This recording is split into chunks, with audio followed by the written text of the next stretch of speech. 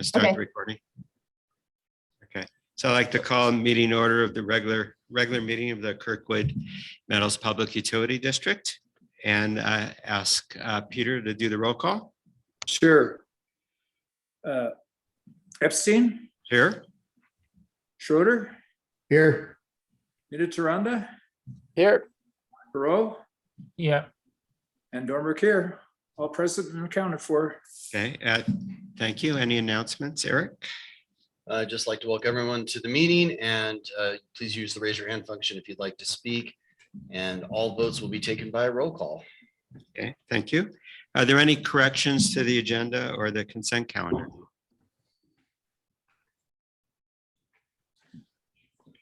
Okay. My only comment would be actually back to this story of using the proper link. So the tip I'm going to pass, so that's why I don't have a problem now, is I actually pinned that email from Jessie that she sent where there is all these invitations, and now it's always a top, so I know that when I'm Good.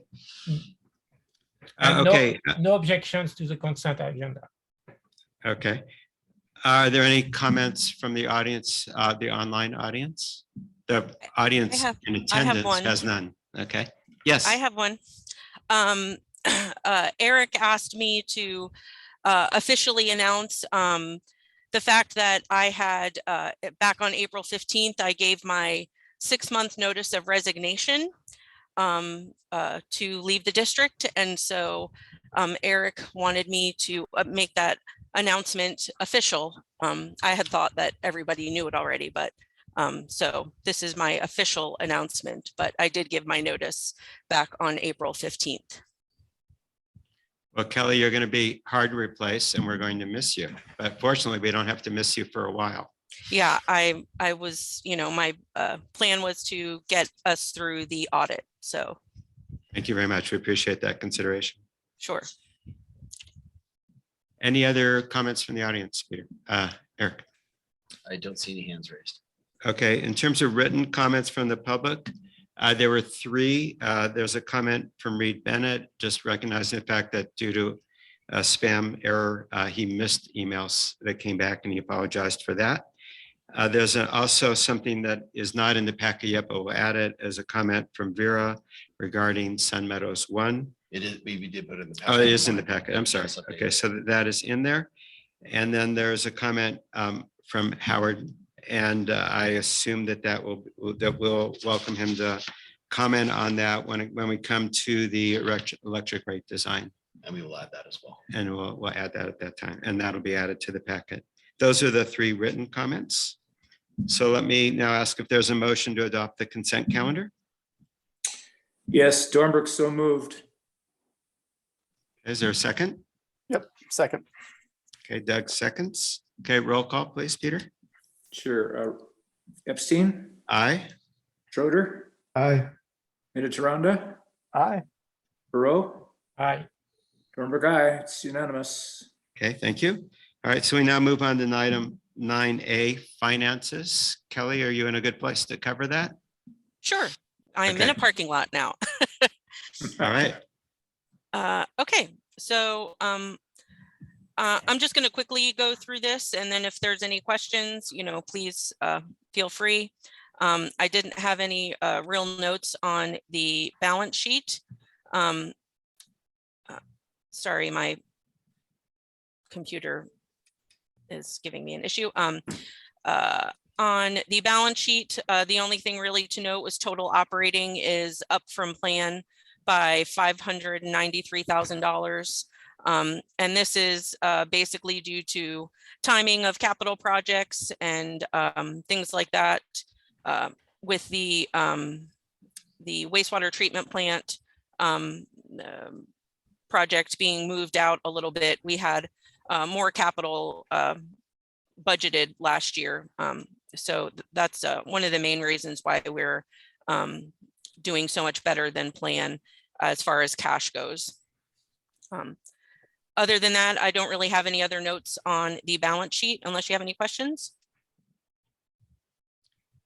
Okay, moving on to the revenue account by fund, you'll notice only employee housing, which is Fund 40, is at a negative, which we expected, and as well G&A, Parks, and Fire, which is Fund 1, is also showing a negative, but that's just due to property tax allocations. Any questions on the revenue account by fund? I assume the obvious that the budget item there of 2,600,000 is a decimal error. Where? It lists under current one funds. It says the budget is 2 million. Oh, I'm sorry. I misread it. Never mind. Okay. Yeah. Sorry. Moving on to the combined balance sheet on page 31 of your packet. Sorry, guys. Total operating revenues for the month of April were up from plan by $46,000. Year to date, we are up from plan by $36,000.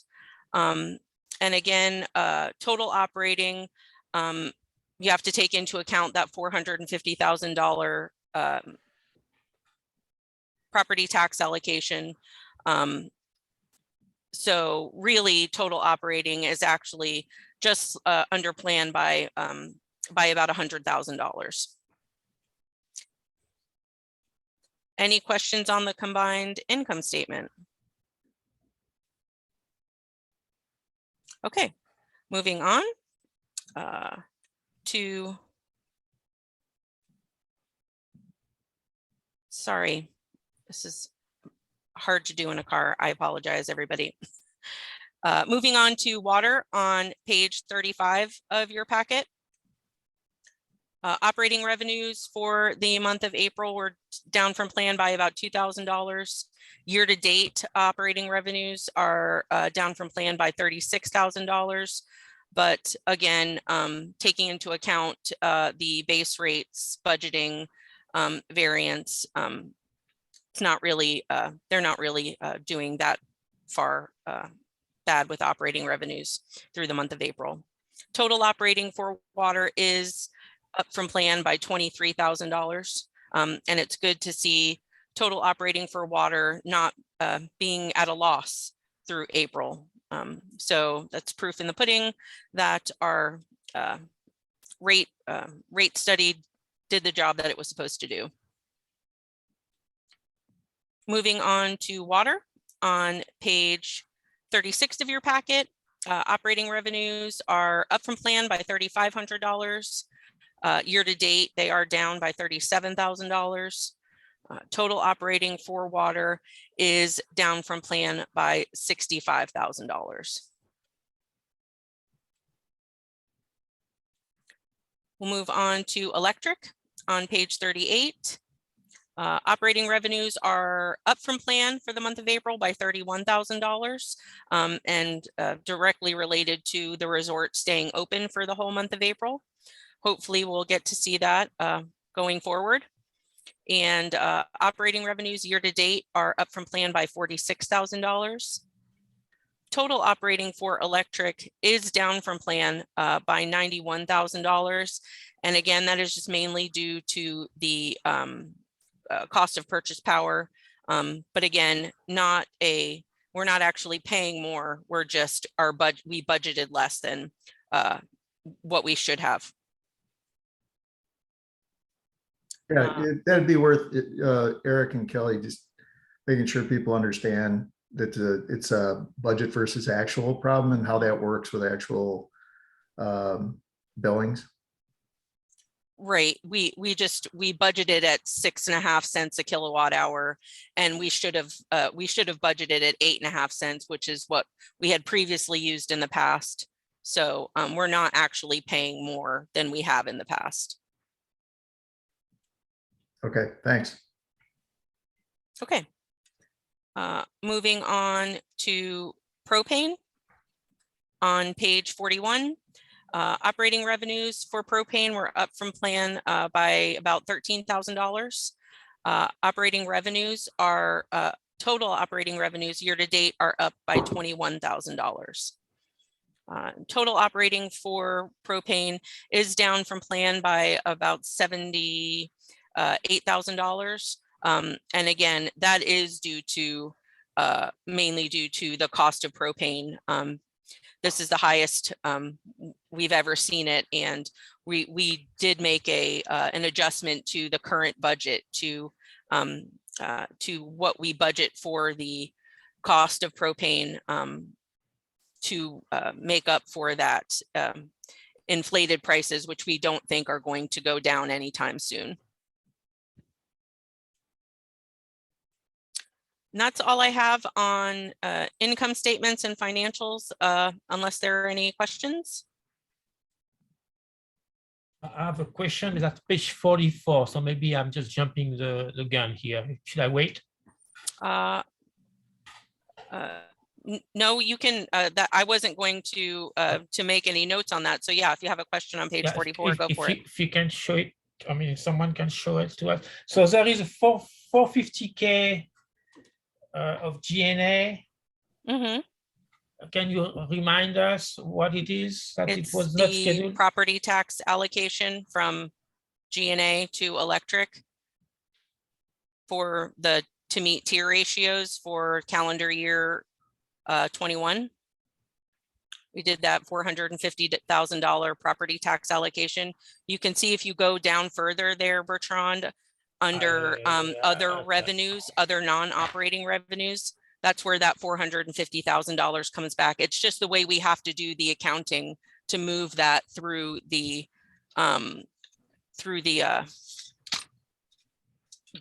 Okay. From an operating revenue to a non-operating revenue, sorry. So now I understand. Okay, yes, Sure. I thought there was something like that, but I just could not remember what exactly was so it does mean that we don't have we do that every year, correct? Well, we do it, yeah, we do when we have to. We do a property tax allocation in December because Russ is a Form 7 is a calendar year. So in December, we have to figure out, you know, what we need to cover tier ratios. Yeah, the three red herrings, whenever I look at the financial statements every finance meeting, is that item, when do we assign property tax? Because it always looks like an extraordinary item. Yeah. The other one is when we delay a capital improvement, then we're not spending money that we thought we were going to spend. So that I always ask about that. And the third one is how COGS is handled. So I think I end up asking the same three questions once a month. You do. Yes. Me, it's just once a year.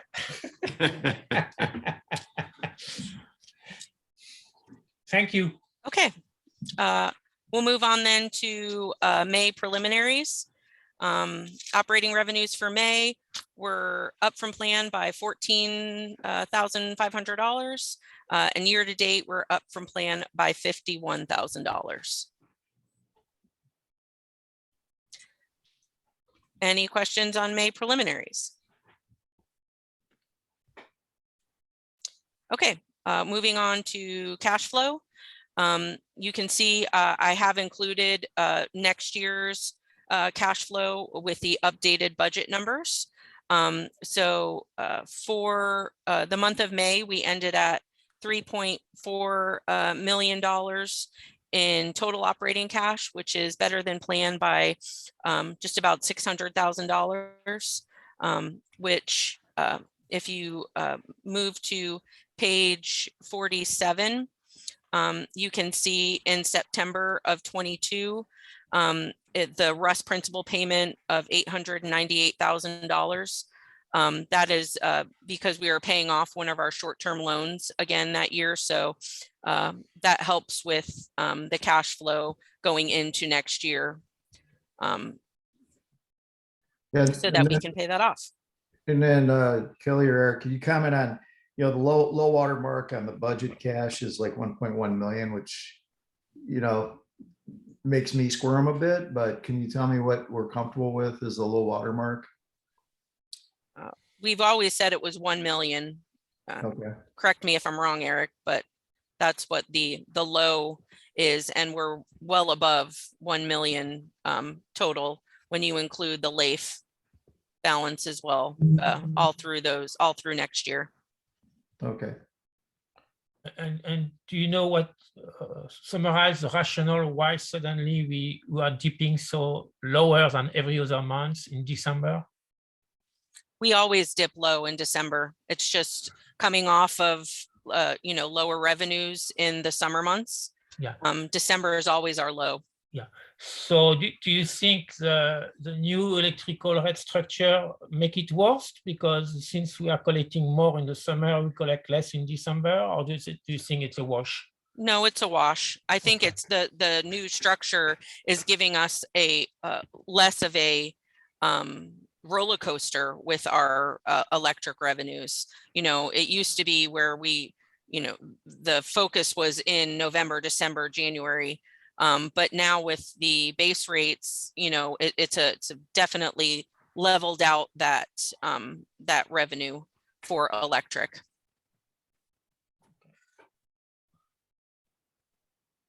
And I think that was the point. Well, the other thing I would add is, whereas normally it'd be 2 million, we're paying off a small piece of the debt. And that's what makes it dip. And then we build back the cash back up after that. Right. So if we did have a cash problem we didn't anticipate, we would reconsider paying off the debt. And that would keep us at the higher number. Absolutely. Good. Should we move on to budget variance? Sure. The only difference, the only thing that changed in the budget variances was the updating the electrical cost of purchase power through April. Okay, thanks. Are there any other questions for Kelly on current finances? If not, we'll move on to 9B and discuss the fiscal year budget for next year. Kelly, Okay. so you can assume everybody has read through it. So why don't we see if there's questions, or what you've done here is just apply the formulas that we discussed and roll up the numbers. Was there anything that stood out from you in doing that? Not really, not specifically. Eric, I don't know if there's any, big changes that you wanted to mention. But really all I did was add the cash flows to the bottom of all of the summary pages and added the balance sheet. So that's really the only changes that were made from the previous iteration of the budget, was just to add the cash portions. Can you remind us the ladder for the how do you call it, the increase every year? I mean, the first year you use 8%, if I remember correct, due to CPI, and then Right. what for the next year? The following So year? we did 88533. Okay, so you are hopeful, but we have time to change it. Yeah. Yeah, but no, we left it 8% for 23 and 24. Mhm. Okay, do any of the board members have questions about the budget pages? And we're discussing pages 49 through 66. Let me see if there's any questions from the community. Actually, so I have a question slash comment on page 73 for the propane capital expense. It's not the Okay, budget. I'd like to wait on the capital until we Okay, finish the yeah. budget, but we'll come right back to you. Yeah, I said that because you said 96 and that was beyond my page here. Oh, I thought I meant to say 66. Thank you for correcting me. No comments from the public. Bob. Okay, good. Well, Kelly, thanks for pulling all this together. Sure. Should we discuss capital projects and then approve? And are we looking to approve the budget? Yes. Yeah. You want to do capital projects and then Yeah, discuss it? yeah, and just to tail off what you say, I'll assume everyone has actually read this. I know Bertrand had comments on propane, so do you want to just skip to that, Bertrand? What Yeah, page is so that? Bertrand, why don't we ask the propane? Yeah, Sorry, so- can I interrupt Go for ahead. just one sec? Eric, am I good? I don't have the agenda. Well, I have it kind of at the very beginning. I have to scroll all the way back. I'll text you if I need you to hop back on. Okay, Get in the hotel, get out of the hot car. thank I'll you. text you if I need you to. Yeah, Kelly, the Okay. only other thing you're Yeah. listed on is policy 380 and I can schedule handle fees, pol- and I can we'll handle handle that 380. for you. but if I need you, I'll Okay, text you, great. Kelly. and just Okay, hop sounds back in. good. Thank you, All right, guys. Stay in the state. Yeah. Okay, bye-bye. Thanks, Kelly. Okay, Bertrand, you had a question on propane? What was the Yeah, page? so 67. Got it.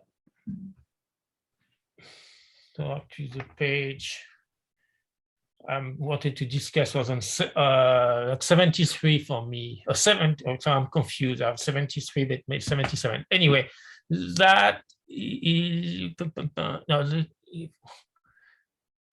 yeah, so my thing, actually, I think there is another page where you also talk about, can you look page 73? 73 is electric.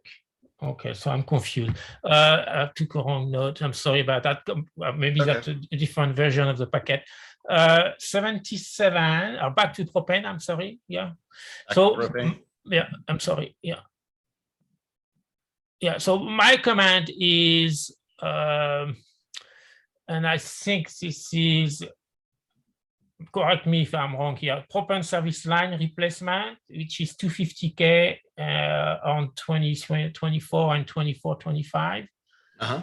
Does that include the curb stop issue? Yes. Okay, so my question is, and then maybe it's just operational, but why do we wait a year before we actually start working on that, since it is a safety issue? And you may have some valid operation reason for it, but that's what I'd like to know. Yeah, I'll refer you to my previous answer to this exact same question last month. This is what we felt was the appropriate time in terms of staff availability, operational needs, et cetera. Okay.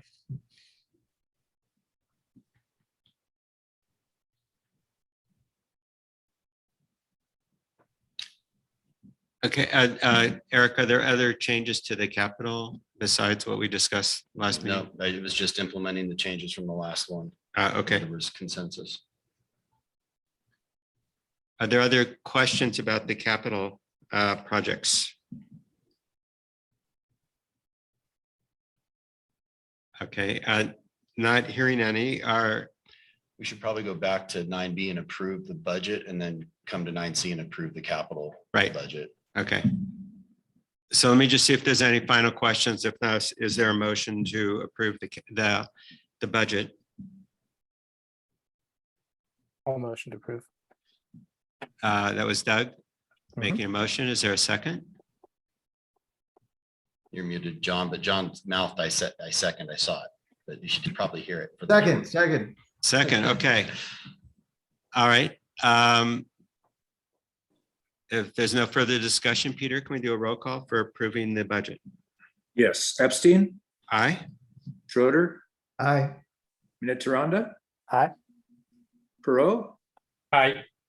Dornbrook, aye. It's unanimous. Okay, thank you, everybody. And is there a motion to approve the capital projects budget? Yeah, motion to approve. Okay, is there a second? I'll second. All right, Doug seconds. Peter, can you do the roll call, please?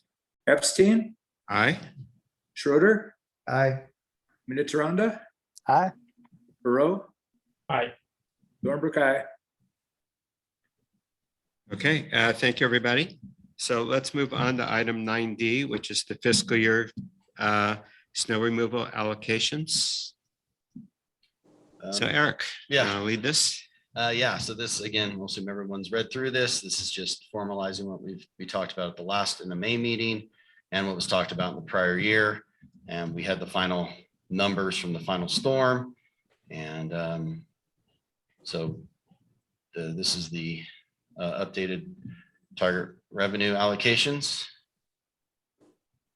And with the adjustments as per the board.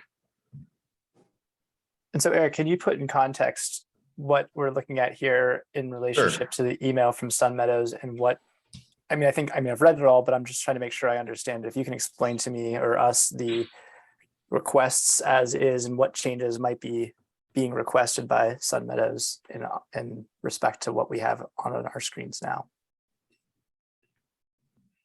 Not really, no, it's outside of our scope of what we do.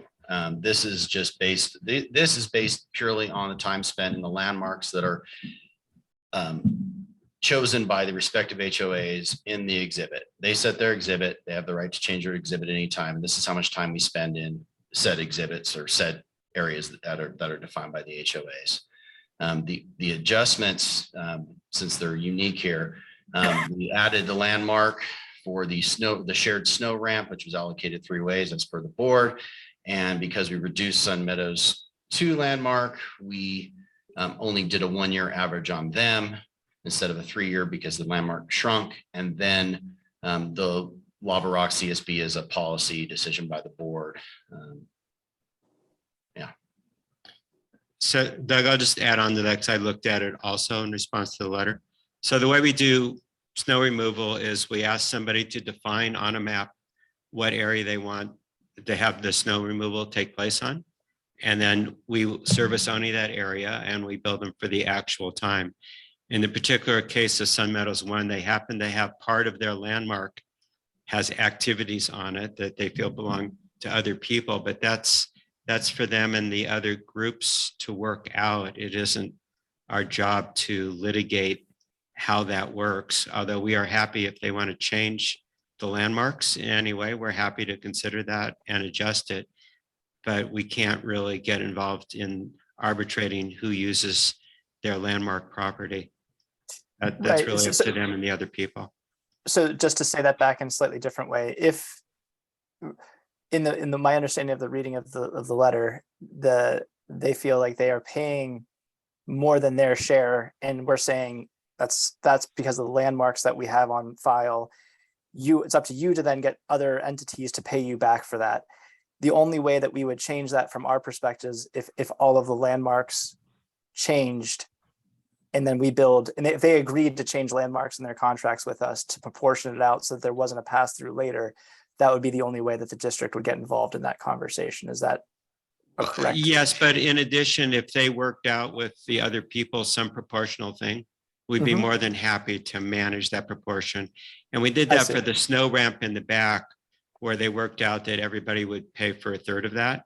And so we do that as a courtesy, and we would do that for any other aspect. But we don't decide the proportionality if they believe people are overlapping in their landmark areas. Got it. So it's unfortunate, but it's really up to the property owners to decide how to do that. And then we're happy to implement what they decide.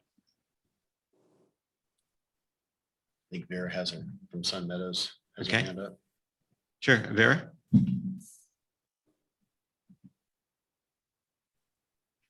And yes, hi, can you hear me? We can hear you fine. Please proceed. Okay.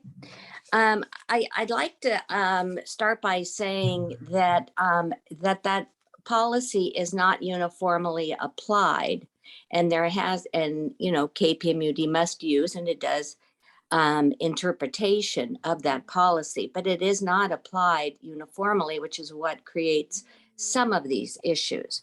So, for example, the Cornice Grill, as I showed in my map, owns the road in front of it and that pavement. And yet we are paying for it and have been paying for it. And we paid for it this last season. So therefore, just using historical expenses and adding 3% to it year after year is really penalizing us. And they have not been held accountable to have for the snow removal expenses. That's one. On the other side of the island, part of the island island is technically owned by Kirkwood Valley Properties. Is that what it's named? KVP. Anyway, and we have easements, we have a portion of it is easements, and we pay for that entire snow removal as well. And and we did not agree, by the way, to pay 50% for the road, just by, so it's not being uniformly applied. So for example, it makes it untenable for us to go to Sun Meadows 3 and 4, although theoretically they actually agree that it's not fair and it's in their favor, the current allocation. The fact that the contract is sent to them and they're charged whatever it is, $400, what is it this coming year? For snow removal. And we say, well, you know, in fairness, if you take all the points that I raised in my letter, such as the car utilization, a number of cars, et cetera, we should be paying a greater portion. Since we can get away with paying less, it's hard for us to justify and go back to members to say, you know, really, we should fork over another, you know, several thousand when we can get away with less. So it doesn't really work to sort of say, you know, you're hands off and you're letting everyone else agree to it. So just to give you an example of how it has worked up until now amongst the entities, we have years ago agreed upon that Cornice Grill take deck expenses, for example, okay? We all take 20%, and therefore since Sun Meadows 3 and 4 is twice the size, it actually takes 40%, twice that. But Cornice Grill and Vail take 20, and then we take 20. That to me is actually a very good model. But to somehow say that, you know, you don't get involved, there's no interpretation, you're using hard facts, it's not actually the case. A lot of it's just, however, historically it came to be. And maybe when the costs were lower, you know, it didn't matter as much.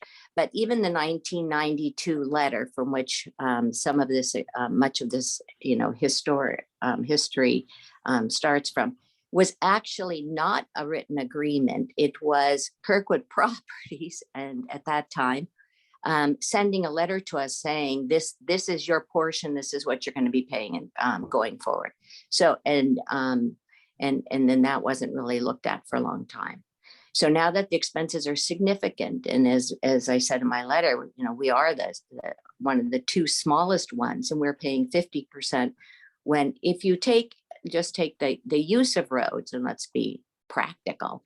If you say Sun Meadows 3 and 4 have nearly 50 units, and Base Camp likewise, that they have 10 times as many cars using the road, and in our case, you know, 5 times as many using the garage, and yet they're paying a fraction of what we pay. So it's really, it's not fair. And we are at, you put us in such a disadvantage by saying here, Sun Meadows 3 and 4, you can pay $400, and Vail, you don't have to pay anything. And Kirkwood Valley Properties, you don't have to pay anything, even though, and we'll go ahead and tell everybody that we're actually doing that. We're actually charging by parcels. You're putting us in an untenable position, particularly as a small HOA. So I do think that it's time to really relook at this. I think that, and use perhaps an existing model that you have. And I bet you if you rolled out contracts according to the, say, 2020 rule, you know, that coming from you is a different story than us, you know, begging. And why would somebody like, let's just say Vail, suddenly fork over several $1,000s to clear an area, even though they do use it, and their trucks, large trucks, including the, you know, the sewage tank emptying machines, et cetera, routinely use it, and we're supposed to go after them and ask them for the funds. Okay, So, Ed, thank you for your comments. Are there other comments? There is one from Carolina. Just one thing I'd like to clarify. Any HOA at any time is free to change their exhibit. They are billed based on the exhibit as chosen by the HOA, not chosen by the district. So just to make sure that's clear. Yeah, I'd like to reinforce that statement. So, Why prevent this HOA to change? Why can't you change your exhibit? if you don't want to be charged for a specific area, why don't you remove it from your exhibit, Vera? I have tried. Last year I tried too. Last year was my No, no, first year. And I wasn't able to make any progress. So this is news to me. no, but unilaterally, each HOA send a contract with an exhibit. So you have control of that exhibit without asking to anybody. So why don't you change your exhibit? We did last year, and we were told that it doesn't matter. It won't change any numbers, even if we reduce the area that it's saying that we're paying for. So I don't know how you reconcile that. And that's absolutely untrue. And I have the emails I'd be happy to share with you, Bertrand, that shows that is untrue. They were offered a chance to change their exhibit, probably 24 emails back and forth between Pyramid Peaks and Vera and Lisa from Sun Meadows too. And ultimately they sent the contract back signed with the original exhibit. Okay. Because So- No, I have to add here, Eric, you threatened, you said if we don't sign and get it back, and by then it was October because we got the contracts late, that you would not do any snow removal for the rest of the season for us. So excuse me, that is not actually, you're not being honest with your I'll be board. happy to share the emails with the board. What I said was we wouldn't start snow removal unless we had a signed contract and payment. Not that we wouldn't do it for the whole season, but I'll be happy to share those with the board. Well, for next year, since you are talking about next year here, I suggest, Vera, that you revise your exhibit A to do what you want.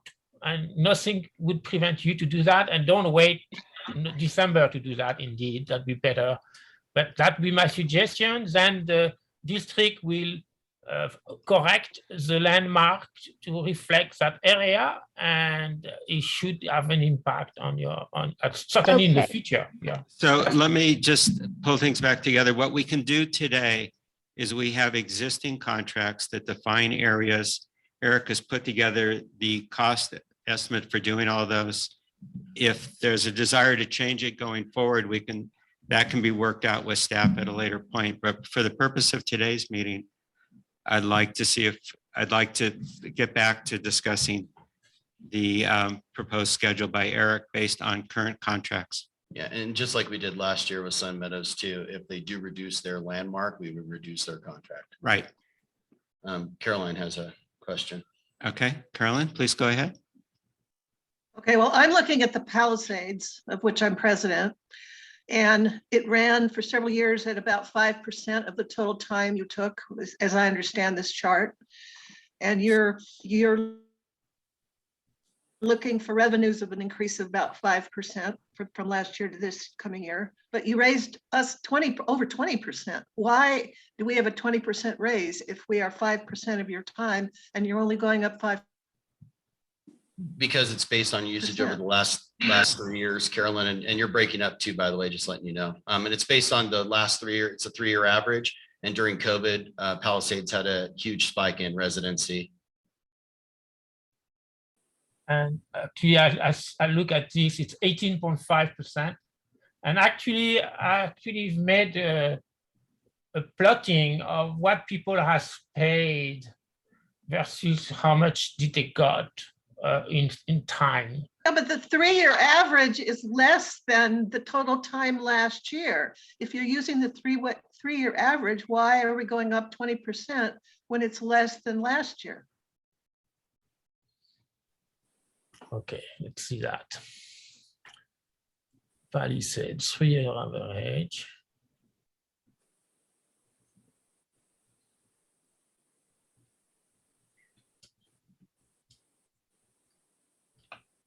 I just don't understand these calculations.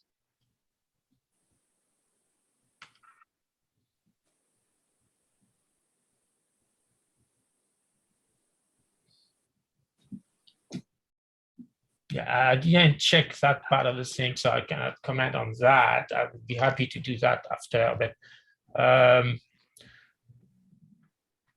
as far as correlation between spend time into the area and cost of the last year contract, it is fitting with linear regression actually. So my interpretation there is actually you were undercharged last year.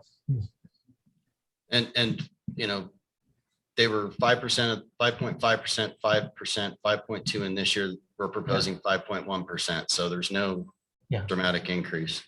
Right, but your Yeah, you have to. budget, you're trying to get 30,000 more in revenues. Well, but 5% of 30,000 is not 6,000, which is what you're charging here. 5% of 30,000 is 1,500, and yet Yeah, but actually, you've Caroline, raised us 5,500. I think the difference is, and I cannot say for sure because I don't have the number in front of me here, but it's because we don't use the same 3 years for the average. Okay. I don't know what you mean by you're not using the 3-year average. If Eric said you're using It's a, the it's 3-year a average. rolling, what a- Bertrand is saying, it's a rolling 3-year average that changes Yes. every year because you're using the last 3 years. Yes. So it changes. So from year to you were less than 5 Right, last and year. it's less than last year. The time in the 3-year average you've got on this chart is less than last year, yet you've raised our fee 20%. I'm sorry, but I have No, but again, it's a 3-year Explain that to me. average. It's a question of a year that's not on the chart, right? That's the Yes, issue. It's exactly. the year from last year of your percentage is of a year that is not shown on this table that we Exactly. cannot look at. And Yeah. so what you were at, well, I think what everyone's saying is that you might have been at like 3% or something like that. And then therefore your average, your 3-year rolling average was lower. And now with now that you've taken out that year and you're adding in a 5.2% from this last year, your average is now at your 3-year average of the 3 that are shown on this chart is at 5.2. And that I think is, if I'm hypothesizing, that would be the difference. And Eric, I guess we could provide that additional year to help Yeah, maybe it's- clarify that. Yeah, it's that's definitely available in the board packets on our website. If someone wanted to go look at the old ones. for Well, sure. actually, I'm looking at it. It indeed exactly what happened. It was 3.8% 4 years ago. Yeah. Yeah. That 3.8% disappeared, and then you're actually paying your fair share now. So the Fair 5-year share being average, relative to your rolling average. Let's just be yeah, clear. the Fair 5-year is relative. average for Palisades last year Yeah. was 4.551%. And actually, last year you had a significant decrease compared to the previous year. So if you have to look So at, the- yeah. Yeah. Okay, are there other questions from the board on Eric's proposal? Well, I do wouldn't say have- questions, but I would just say that I think that confusion is not surprising. I think most people would expect kind of monotonic increases year over year in some ways, and this is certainly not that case. This can be highly variable based off of usage and things like that. So Yes. I'm just my suggestion is if we could think about a way of characterizing some of the previous year averages and show how it trends, or a communications concept around this to make it more clear about how the rolling average can change up and down based off of years that drop off and years that come in would be my suggestion for us to consider. Okay, good point. Are there any other board comments? Yes, I do have comments. So as I Okay. said, I did the plotting of the time spent in each HOA and contract value for the past season. And actually, we are getting an excellent correlation of 0.9945. I mean, I don't know if we could share that screen, but let me see if And not easily, no. Sorry, Bertrand, I'm not on my laptop because it's having an Well, issue. So I'm not on my email. actually, I have it. If you want, if I can't share my screen, is that something I can do? Actually, I'm not on the right stuff. Actually, I have a different computer. So bottom line, it yeah. looks pretty good. The big problem we had in the past have been resolved, especially since the driveway issue has been annihilated by basically by moving them to HOA. And East Meadow and KMA, which are the biggest HOA by far, are very much fitting. And there is actually 3 HOA that are a bit a little bit. That's why I wanted to show the graphic and so people could see the extent of it. And one is I've been overcharged. Again, what I've been overcharged is they actually didn't get as much time to what they pay compared to what they pay in comparison to other HOA. And this is Lavarock actually. So the only HOA that was basically, I would not say significantly, it's still in the marginal area, but they are the most outlier, is Lavarock, that basically saying that Lavarock has been paying a little more than it should have. And there are two HOA that have actually got more snow removal than that they have paid for it. And that significantly, I mean, Palisade was another one that was actually not paying his share, not using fair here. But the two HOA are Lost Cabin and the Base Camp. And I'm glad to see that actually in the number that we are using this year in this table, let me see if I can bring that back here. There is actually significant correction on these two HOA. Lost Cabin is going to be increased 44%. And the other one is Base Camp is going to be increased. Where is Base Camp here? Let's see it. Yeah, it is by 28%. So it to me, the system works like it is intended to do. Okay. Can I suggest, since you used the phrase excellent correlation, would you like to move adoption? Let me tell you, that's an interesting. It would be an historic accomplishment. That's why I asked. So there was one more thing I wanted to discuss on that. Yes, so there is still a problem I have actually, and I want to bring that topic here. We actually, this previous board, and Eric was one of the men, Rickert was one of the main proponents of that, but Peter Dornbrook as well was saying, and at the time it was Standish as well, that we should actually try to use 5 years, not 3 years, because of it gives us a better palette of variability of snow season. And we know that when you have a heavy season, it does have an impact versus a low season. And so last year we only used 3 because the fourth one was not deemed reliable. And this year we keep using 3, and I'm okay with it for this year. But my recommendation would be that we actually next year will move to 5 seasons instead of 3, so we have a better representation of different snow season. So I'd like to have feedback from other board members on that concept. Okay, so why don't we just mark down that when we look at this next year, we'll look at 3, 4, and 5 and lean toward trying to make it longer. But I would also like the chance to redo the map for Sun Meadows 1. So if this is adopted, it would have to be, I would appreciate with that caveat. Yes. Right. I mean, I think Understood. that would be the nuance for all of this, right? Is that for anything for exhibits that change, we have to make sure that we go back and reinstitute, Yeah. a new rolling average for them that's specific to their exhibits. But yes.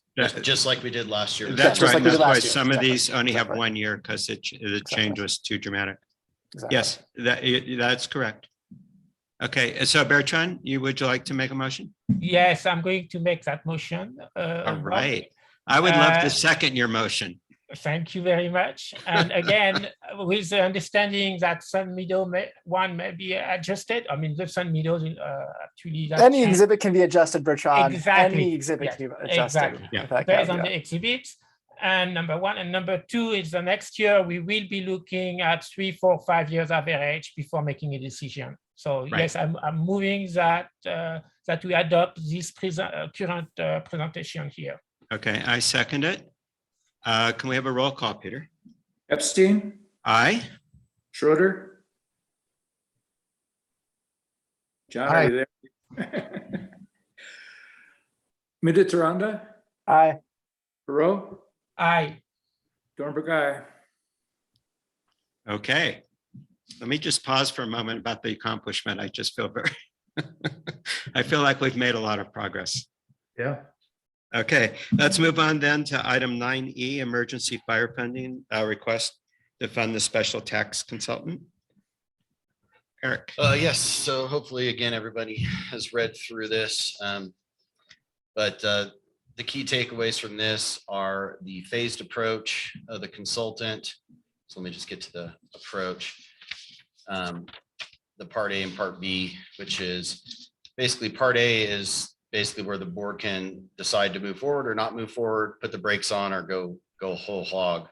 And that will basically, they will present their findings with 3 different levels of funding criteria or funding requirements, whether, status quo, part-time paid and full-time paid. So they'll look at all those and apply that so that the board can see what each of the respective impacts would be based on the methodology that they come up with. And then phase B would be the actual going through that process of the special election, preparing all the exhibits, et cetera, and doing the special tax lien. And so I'm also very happy to, and I'm sure everyone noted that we had originally budgeted 80,000 for this, and they're proposing a time and materials not to exceed 50,000 if we did both phases. So that was a pleasant surprise. These are highly recommended special tax consultants, and they do a lot of work in LA as well as the Bay Area.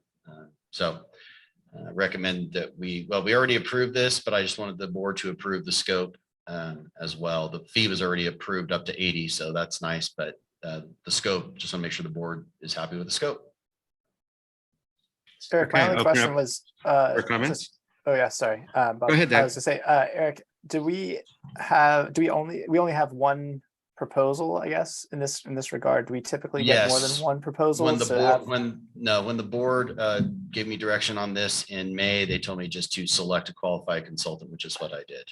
We did not want to do an RFP process because time is of the essence. Okay. If we want to get right now, and if you read through it right now, if we wanted to get, we want to lean towards a special election is what the consultant basically said. Because if we wait for the November general election of 23, they wouldn't do the property tax assessments. They go out in August. So we need to try and get on the June 23 election cycle. And so in order to do that, time is of the essence to get this done. But if we weren't worried about time and we wanted to get on November, we wouldn't see the money until 24.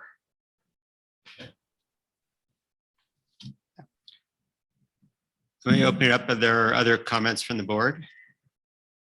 Well, it's only 6 months difference, so Well, no, sorry, 6 months for the election, but a year and a half for actual getting the revenue.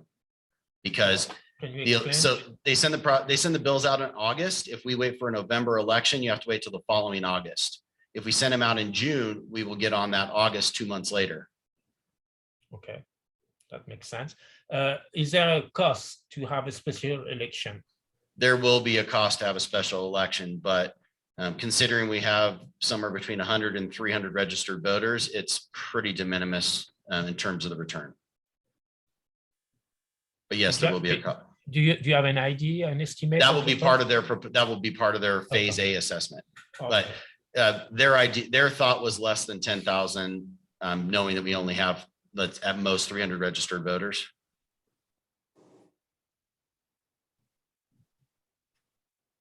So in their proposal, they will propose, as they are leaning toward a special election, but will they also develop the other scenario? Yes, it'll be up to the board if the board wants to proceed with the special election, not the consultant. It's 100% No, I your guys' understand. decision. I understand. That. Yeah, and in the first phase, they'll come up with various options. We'll consider them and then give them more specific direction Yeah. for the second phase. Yeah, the board will definitely have the opportunity to tell them which way they want to go, or not at all, which is the other option. Yeah. Of course. I think it's really an excellent proposal they've put together. It's very thoughtful. And I also think that both our ability to respond to fire and emergency services was one of that was the highest thing on the survey. And it's the thing that gives me the most pause at the moment. So I like this and I'd like to move forward with it. Yeah, I think the proposal looked good to me and the timing looks good. I think Eric vetted the resource and feels confident they have the expertise. And it's nice that it came in less than what we budgeted at. Absolutely. Are there any comments from the public on this? I have a question. Yes, go ahead, Peter. Would this replace the current fire? Yes. Fees that we Yes. charge? Yes, Yeah. thank you for bringing that up, Peter. Yes, we would eliminate the impact fee would still stay, but the assessment would be eliminated.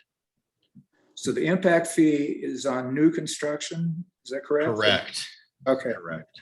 so that would stay in place. Yes, Okay, but Thanks for the the clarification. annual assessment on existing, the existing Right. one that, whatever it is, 28 cents a square foot in Amador and 21 in Alpine, or maybe I have that backwards, would go away as part of this.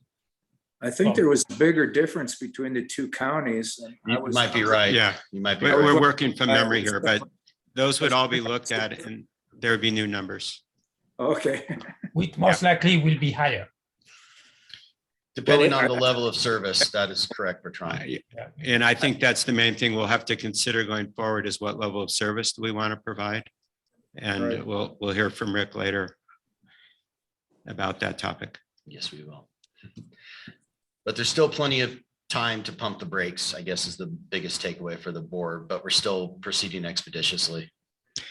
So I'd like to see if there's a motion to approve the scope of work as defined in this I'll document. motion. I'll Okay, is there a motion. second? Yeah, I'll second. Okay. All right, can we do a roll call, Peter? sure. Epstein, Aye. Schroeder, Aye. Mediteranda, Aye. Perot, Aye. Dornbrook, aye, it's unanimous. Thank you, everybody. All right, now the next three items are more procedural. And starting first with 9F, which is policy 380 investments and renewing that standard policy. Eric?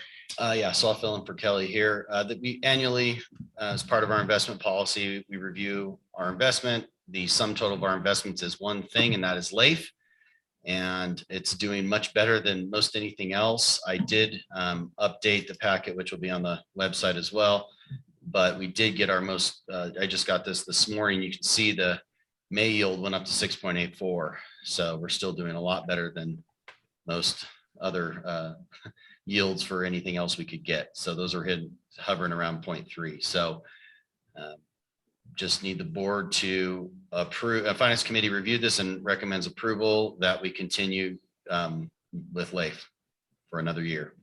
Okay, is there any discussion? And is there a motion to approve the LAIF investment policy? Yeah, motion to approve. Okay, is there a second? I'll second. Dornbrook, I'll Okay. second.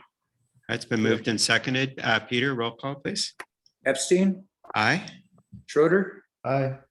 Mediteranda. Aye. Perot, Aye. Dornbrook, aye. Okay, thank you, everybody. So 9G is looking at our annual fee schedule and making adjustments. Peter, Yeah. Eric. So we went and got new updated quotes for the various materials. Obviously, things have gone up. On the miscellaneous fee sheet, any of the highlighted items are adjusted per ordinance per the CPI. That has not come out yet, the one that we use. I did check it this morning before I came into the meeting. It's still not out yet, but I did see something that it was going to be 8.6 nationwide, but we look at specifically at San Francisco. So really, these are just material cost increases that we're seeing. So any questions on this?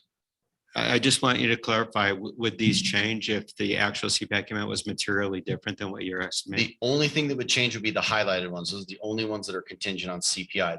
Those numbers are old numbers, and we will update them once we have CPI in a week or two. When you say highlighted, is basically you say crossed and red because highlighted is yellow on my page. Correct. Yes. So the ones that are highlighted are the old numbers. They have not been updated because we don't have the CPI. We don't have the May Okay. CPI yet.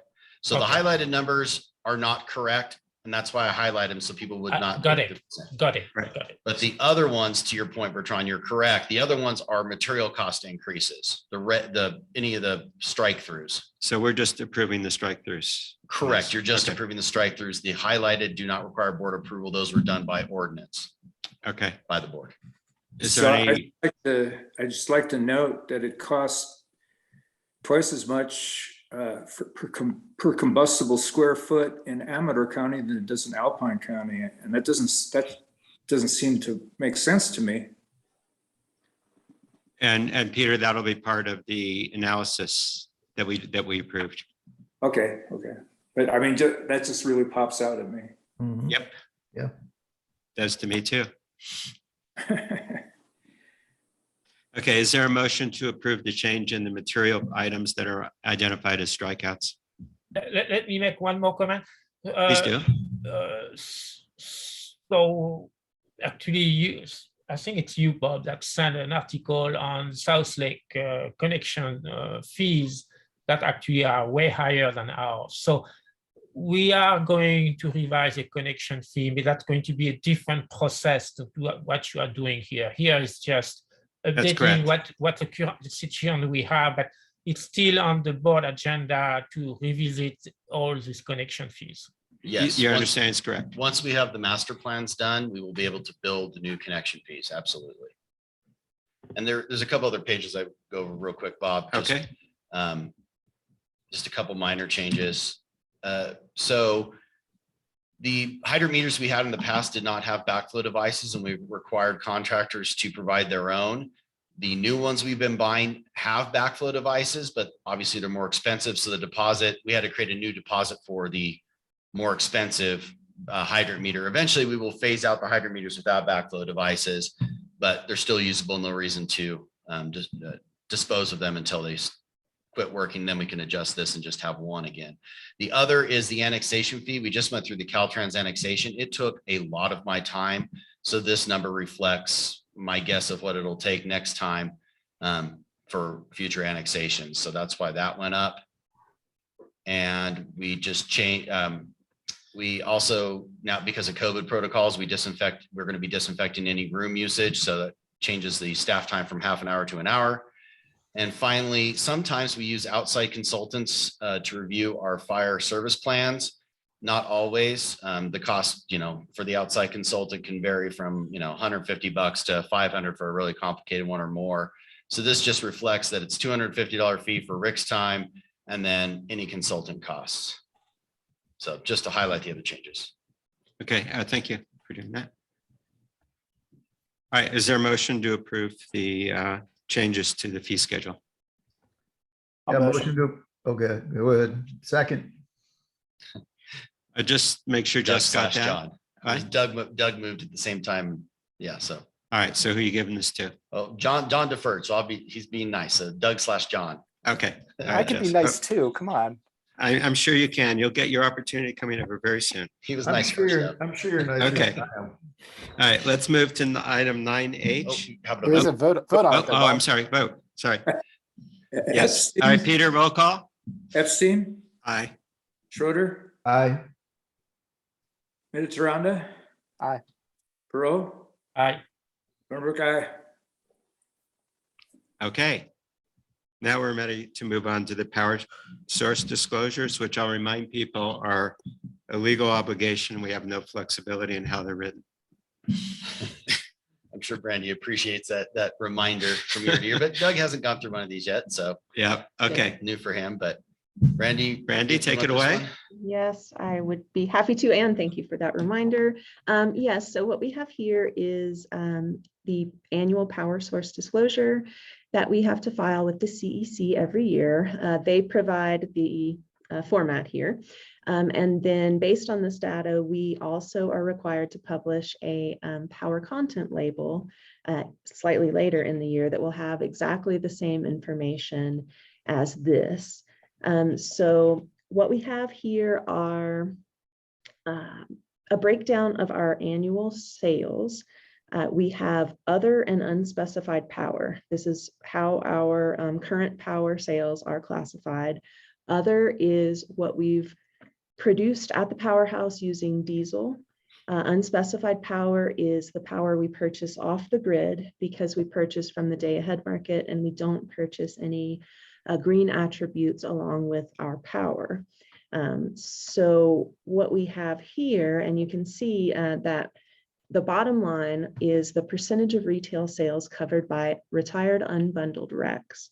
And that is how we do our offsets. It's how we do our renewable portfolio standard requirements and how we are going to do the 100% renewable. This one says 0% because in the year of 2021, we did not retire any RECs. We did receive last week the first set of RECs for 2021 from Shell that we received 1,927 RECs. We did retire those. And we have also entered into a contract with Shell for a 5-year agreement to procure the rest of the RECs to get us to 100%. So if the board approves this, we will file it with the CEC and we will publish a power source disclosure with the same information on our website and in a newsletter. So I have a question. You said that this, because the number I see here, I believe, relate to what we sell, not what we receive from the grid. Is that correct? That is correct. So it's what we sell, not what we purchase, basically. So I'm surprised of that because it doesn't make sense to me. We should actually report whatever we purchase, not what we sell. I think that's like a known legal loophole, right? I think that I've seen that written about in other places where, you know, when California goes net zero, that's only on sold, but we could still have, you know, fossil fuel generation for losses on that. That's like a larger statewide question, not a KMPUD question. Okay. I don't disagree with you, Bertrand. I'm just saying that's a statewide issue that I've seen. This label isn't done to help customers understand what's going on, in my Right. opinion, but it's the only thing we can do, and we have no flexibility in it. So Yeah. I'd like to not lose too much time. I understand the concept. Thank you. It's as bad as you imagine. Yes. Is there a motion to approve the data in this form done per standard?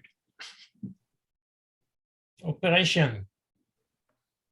I'd like to move adoption. Is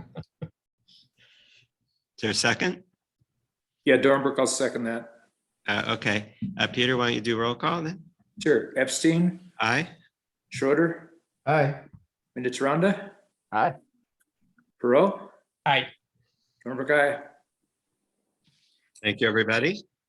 Okay, Brandy, performance reporting and aquifer levels. Yes, so we have performance reporting in here as normal. I've also included the prior year performance reporting so you can see year-to-date totals from last year at this time. For this year, our electric losses for the month of May are 17%, bringing us to 14% for year-to-date. In propane, we have a 2% loss, a positive loss this month. We're still running at negative 5% loss for year-to-date. Water, you'll see some oddities in water. We did have several staff members out for an extended amount of time in the water department.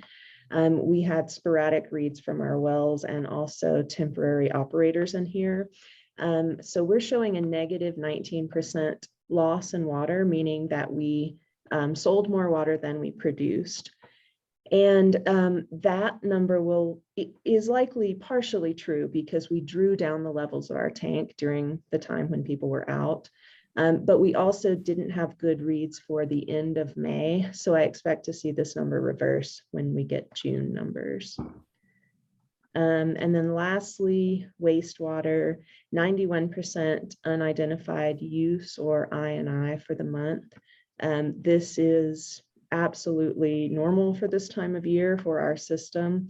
And you can take a look at last year's as well. And then the same graphs that we've been looking at are here in your packet, along with the aquifer tracking sheet from the operators.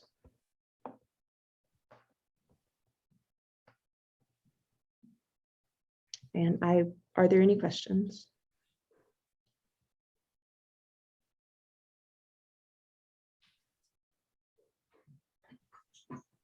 Okay, I'm not hearing any questions. Thank you, Brandy. Thank you. Okay, and we're ready to move on to item J, customer survey results.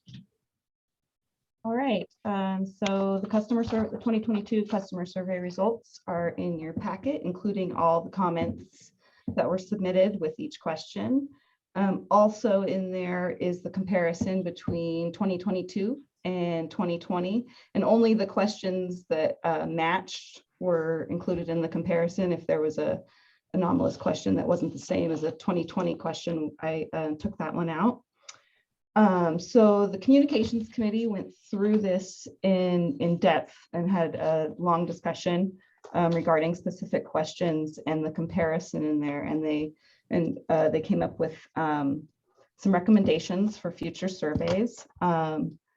So I guess we need to figure out how in depth the board wants to get with looking at each question, and then also the comparison.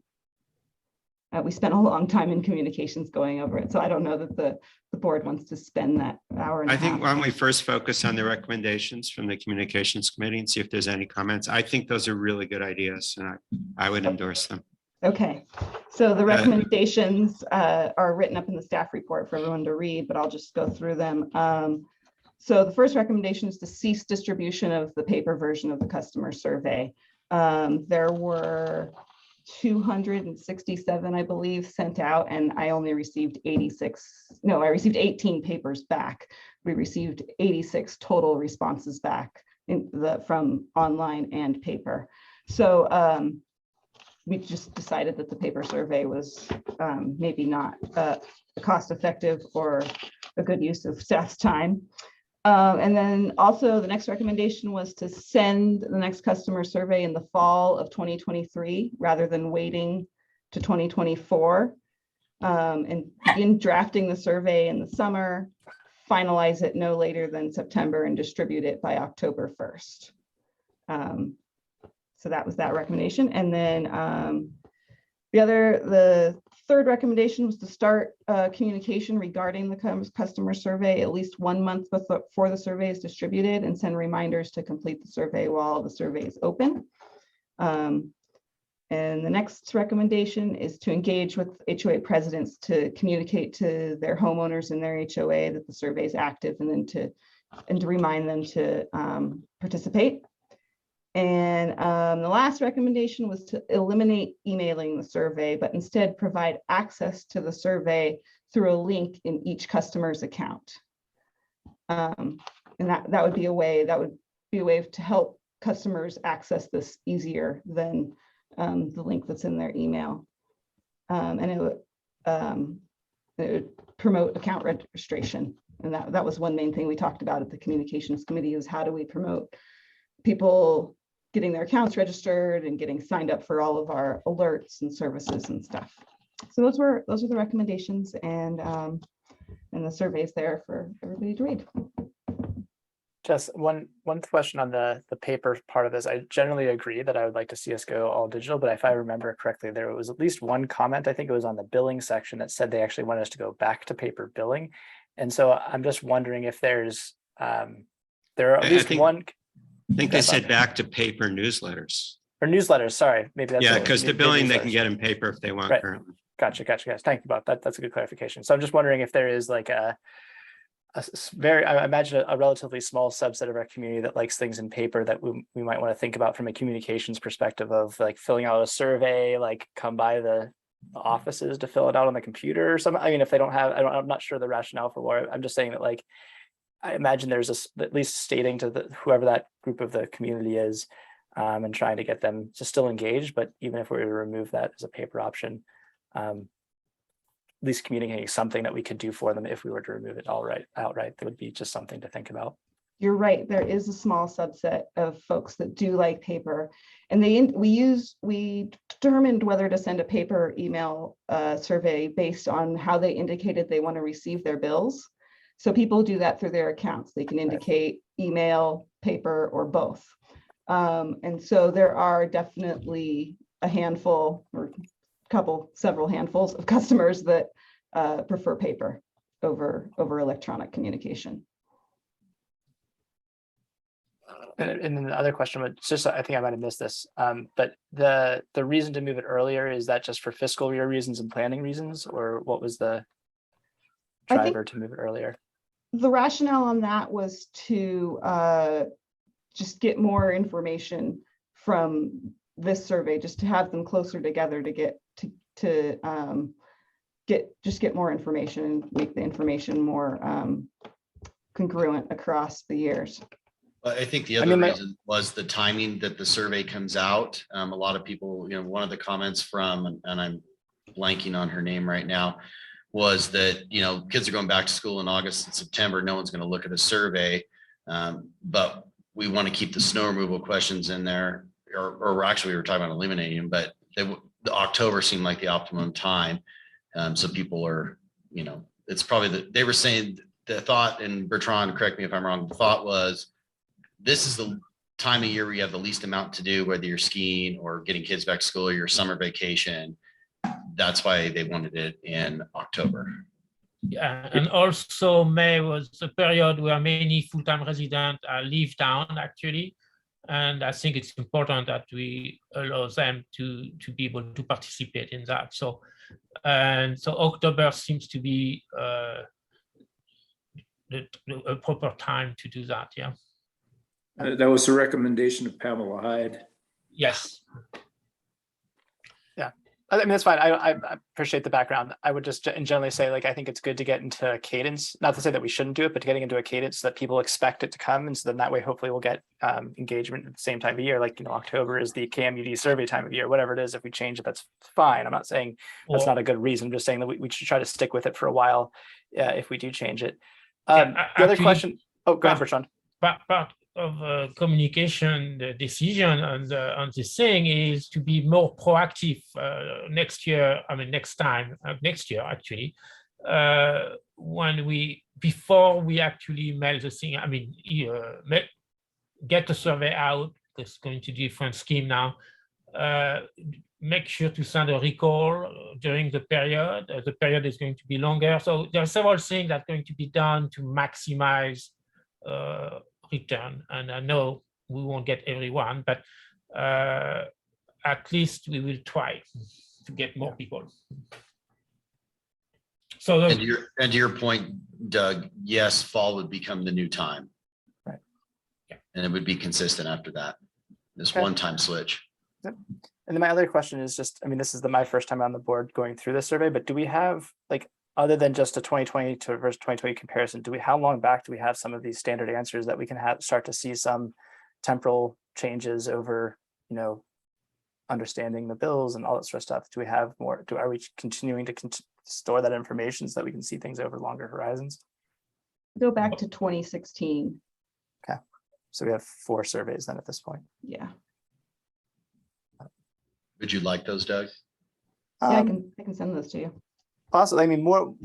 Yeah. I mean, I think it's at some point when we get enough of these things, I think it will be interesting to start charting these as line charts or percentage charts over time, so that we can see how we are trending as similar to the charts that Brandy was just showing on over line charts with time, so that we can start to see if we're going up and down in satisfaction or responses and things like that. I think as we get more of these things, 3 or 4 data points isn't as useful, but now that we're going to start getting 5 or so in next year, I think we should start thinking about how are we trending over time in each of these as well.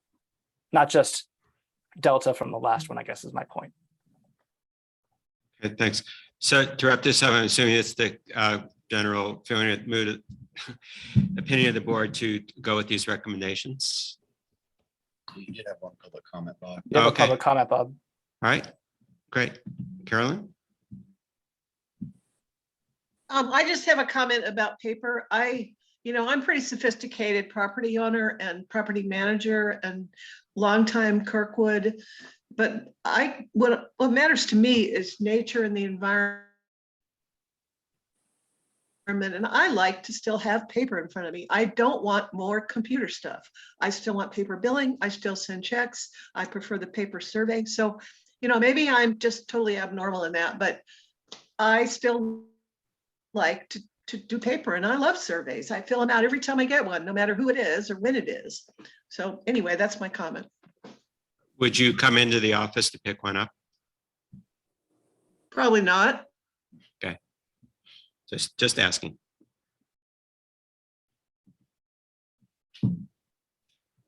Okay.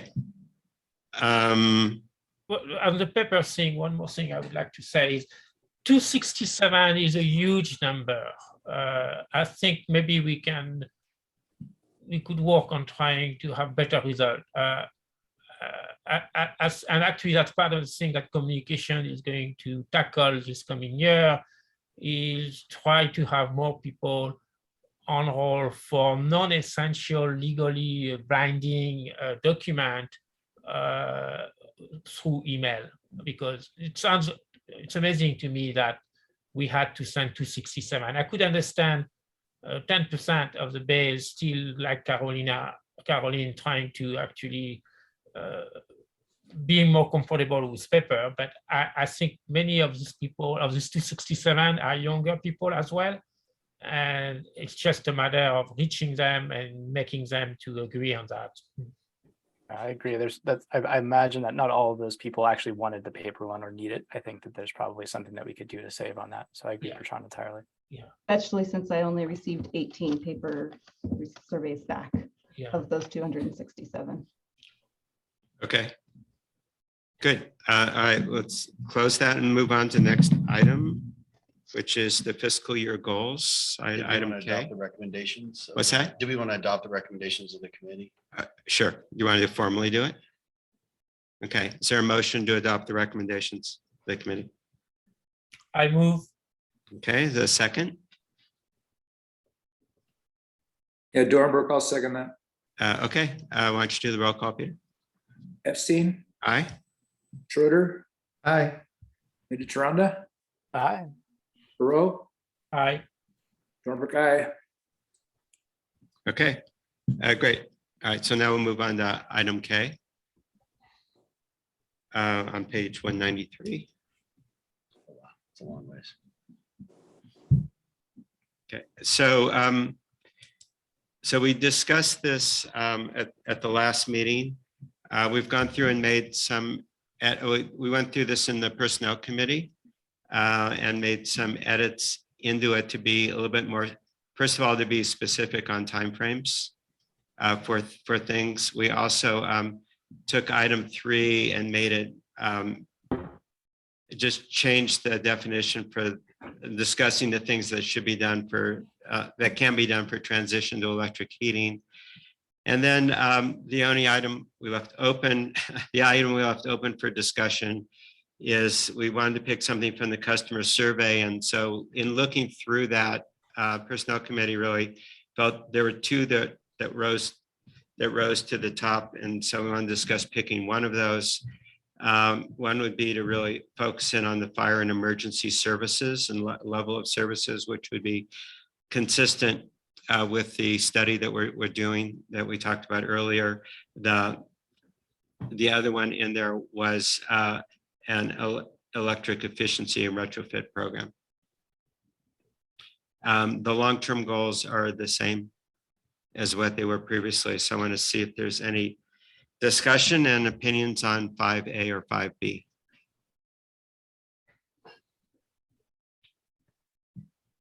You know, one thing I might consider adding, Bob, on long-term goals, since we keep talking about it and we are tracking it, you know, post strategic plan, is to add connection fee recalculation as number 6.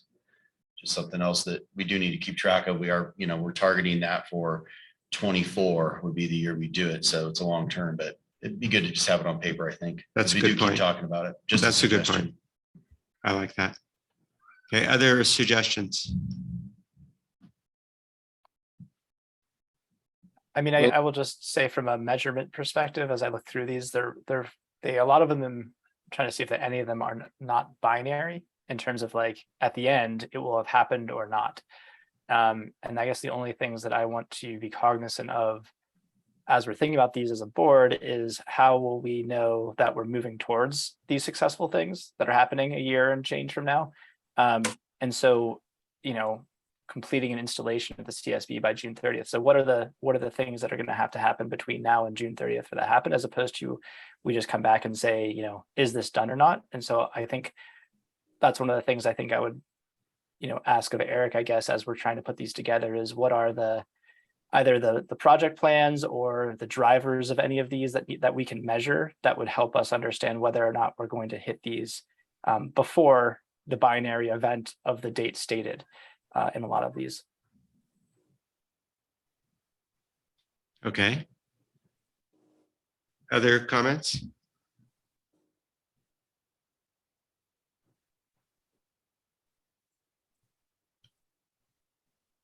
Okay, so in terms of whether we do 5A or 5B, anyone want to offer a recommendation? Yeah, I would recommend that we do 5A, considering that in the customer survey that got the highest ranking. Yeah, Peter, I tend to agree with you on that. Yeah, that'd be my preference as well.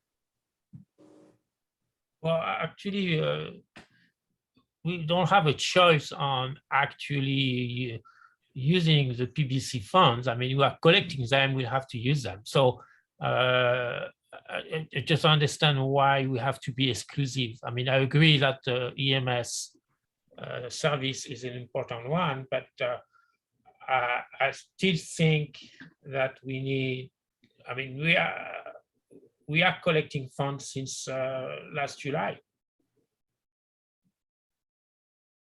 Yeah, I mean, I would agree with Bertrand on this, and that, you know, the planning committee, we've been talking about this for some time and have been wanting to think about, now that we have the survey results, on how to implement this. And I would say if this was an ongoing, you know, matter that was already established, then I think that is one thing, but we do have to initiate a new program here. And so I'm agreeing that I don't think it has to be mutually exclusive in that regard per se, but I think we do want to start initiating the program. I guess hypothetically could not spend the money for another year, but that seems, I don't know, suboptimal, I guess. So I'm not sure what to deal with that. Okay, other comments?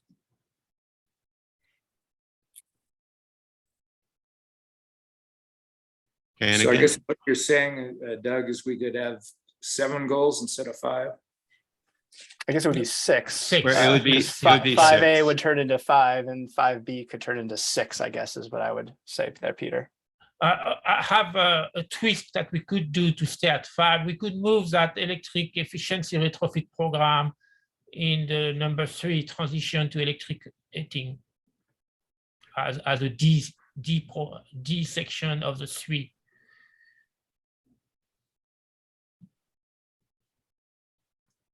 Well, I don't want to eliminate the connection fee. It's not eliminated, we just Yeah. added. I think the recommendation for long-term goals is that we have 6, and we add in connection fees to recognize the fact that even though we're not going to do those, that in our long-term, that's to not lose sight of that. Okay. And technically, if we add it, there's 8 goals. Each of those subs is a goal, so. Yeah. At which We're point I actually feel at like 8, not we're starting to get to too many at that point too. And I think we might need, I mean, at some level, I think we have to, it doesn't, you know, we have to prioritize from part of this is what is the goal that we want to have, and then how does these permeate to the different committees on what they're going to work on, right? So I mean, Right. for example, we just talked about a survey, and that, you know, Bertrand, I believe you mentioned a couple of times things about engagement going on there. That is not a priority that I'm seeing listed here per se. And I guess part of what I want to make sure I'm understanding is, I personally think we want to make sure that the committees are doing work that are derived from, you know, what we're talking about here. And so that applies to all committees. We want to, I mean, I think all committees should have enough work to do over the course of the year. So I want to make sure that we're being internally consistent with what the work that the committees are actually doing and how it relates to what we're talking about on this document. And it seems like there could be a difference between a GM goal and objective versus, committee tasking, but it should roll up into some overall statement of, improve customer satisfaction as measured by X, Y, and Z. And that could be, something like that. I'm just trying to make sure that we have internal consistency about how we're working at the board and the committee level here.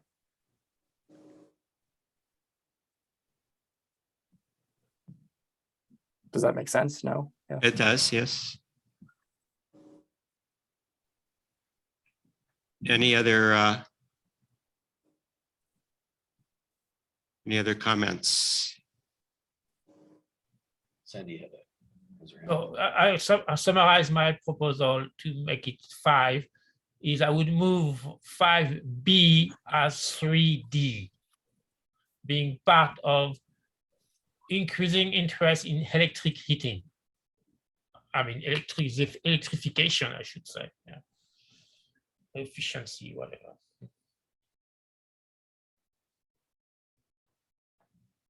So it would be focusing on the retrofit program then? I mean, it's part, now we have that, so we have to deploy it, and it's certainly part of something that we can use to help the transition to electric, not just heating, electric. Okay, so D would be utilizing PCB funds to accomplish the transition. And we're still at 8. It's a bit jumping the gun here, but yes, we could use part of the PBC fund in that process. Yeah. Okay. Yeah. And I just wonder if we should, for 3, a bit more general, is basically electrification that include heating, but that could be also other things like inductions, stove, or and so on. Yeah. Yeah, I mean, I think to kind of say what I was saying again is like, if whatever we agree on here, I feel like I want to go through all of these 1 through 5 and say, okay, well, what committee is tasked with, or what committees potentially could have different tasks associated with helping achieve these goals, right? I think that's kind of where we want to end up, and at some level. And 3, the point here was just to say examples. 3 is, making progress on the transition to electric heating. And those are examples of ways of making progress. They're not 3 independent goals, but it's making progress. Yeah. All right, and we can include the PCB in there. And then 5 would be future direction for fire and emergency. Does that work for everybody? That works. So then are we going to go through then and say, each committee is going to work on this, or how are we going to take this? How do you want us as committee members to support staff in taking these goals? Like, how do you want to proceed from these, I guess, going forward then? How do we permeate this down to the committees and then bring it back to the board?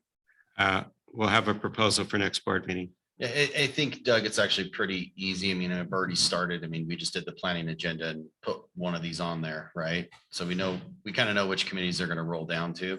And it may be multiple committees or maybe sequential committees instead of concurrent.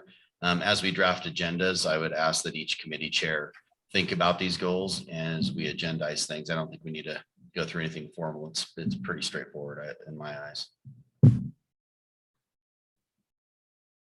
And we'll be tracking this in personnel to figure out how to make it work the best.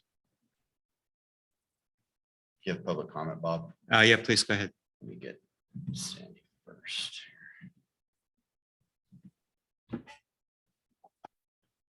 So you're up, Sandy. Okay, hi, everyone. I just want to encourage and support the goal of adding the feedback from the survey. I'm on the communication committee, and I think we need to honor the feedback that we got from our community that this is their highest priority, is they want to see EMS in the Valley.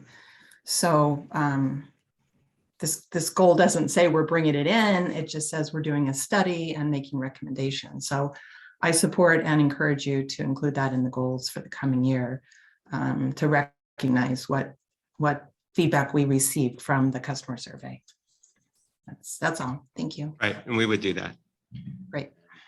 Caroline has her hand up.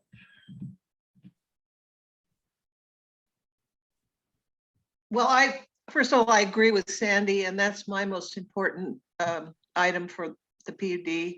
But I also have a little more general comment on there was some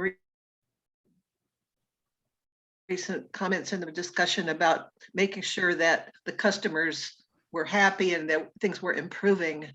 Well, you know, I fill out the survey because I want to support the committees and the board. But I think that people generally, if they're happy with what's going on and they're busy people, they're not going to bother with the survey. I feel like the people who fill out the surveys are the ones who feel like they have to get their opinion out there. And I'm not sure that, you know, the people who didn't respond, maybe they're just all happy with what's going on. That would be my feeling. I'm happy to accept your opinion.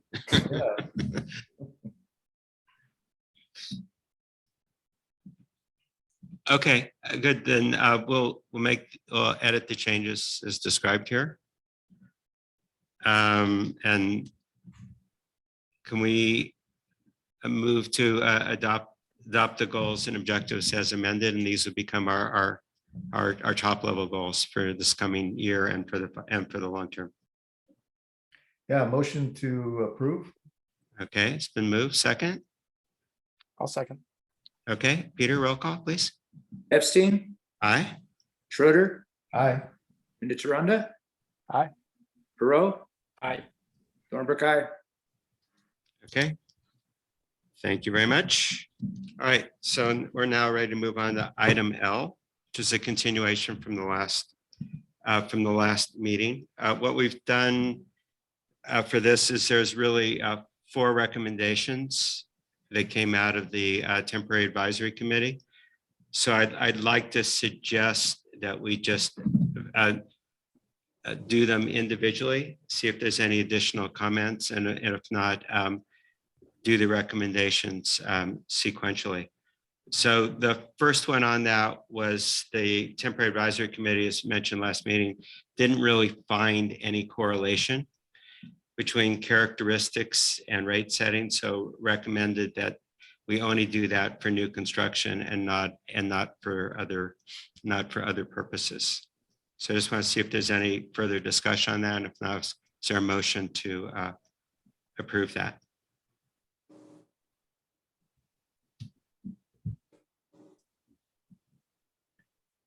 Bob, it looks like you have a public comment. Okay.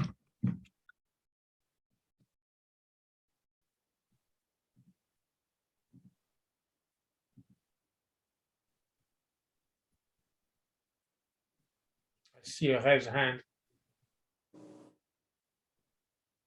Howard, you're on.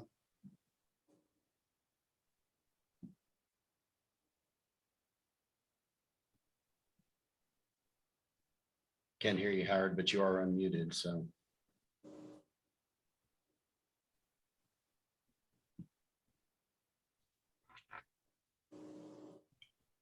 Okay, well, put your hand back up again when you resolve the issue. We'll make He sure we just get logged to it. off. Okay.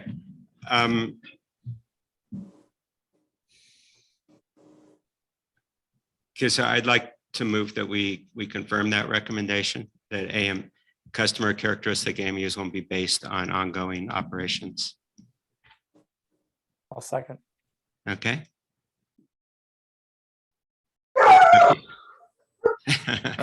John's dog. Okay, Peter, can you do the roll call? Sure. Epstein, Aye. Schroeder, Aye. Nataranda. Aye. Perot, Aye. Dornbrook, aye. Okay, good.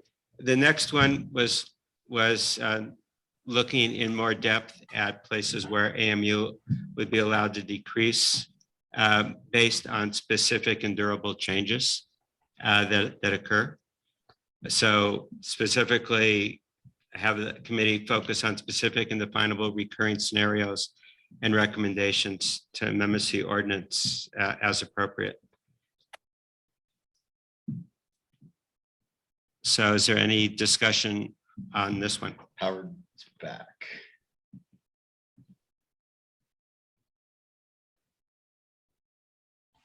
Yeah, I'm sorry. I don't know what went wrong with my, and it looks like you don't have my video on. So anyway, but you can hear me okay now? I don't know what. Yes, Okay. So did you cover number one already? yes, You voted on it. yes. Okay, well, I want to ask you to reconsider because, and and you voted to pass that? Yes. Okay, well, you know, there'd been discussion in the past about doing this on having fixed rates based on demand charges is what I was. And that's a separate item. That's number three. Excuse me, please let me finish, Bob. But what I would like to propose as an alternate, I think that basing it on past usage is and was and always will be a mistake. And I think that one characteristic that would be very simple, whatever concerns people had about demand charges, I would suggest an alternate just having the same charge for each size service. And Howard, that is not what we're discussing currently. The committee came up with 4 specific items and we're waiting for board feedback on those 4 items. We're not discussing changing the generic rate plan at this time. well, wait a minute, you said that the district should not set customer fixed rates based on dwelling characteristics. Isn't that what item 1 was? That's correct. Okay, so I got cut off.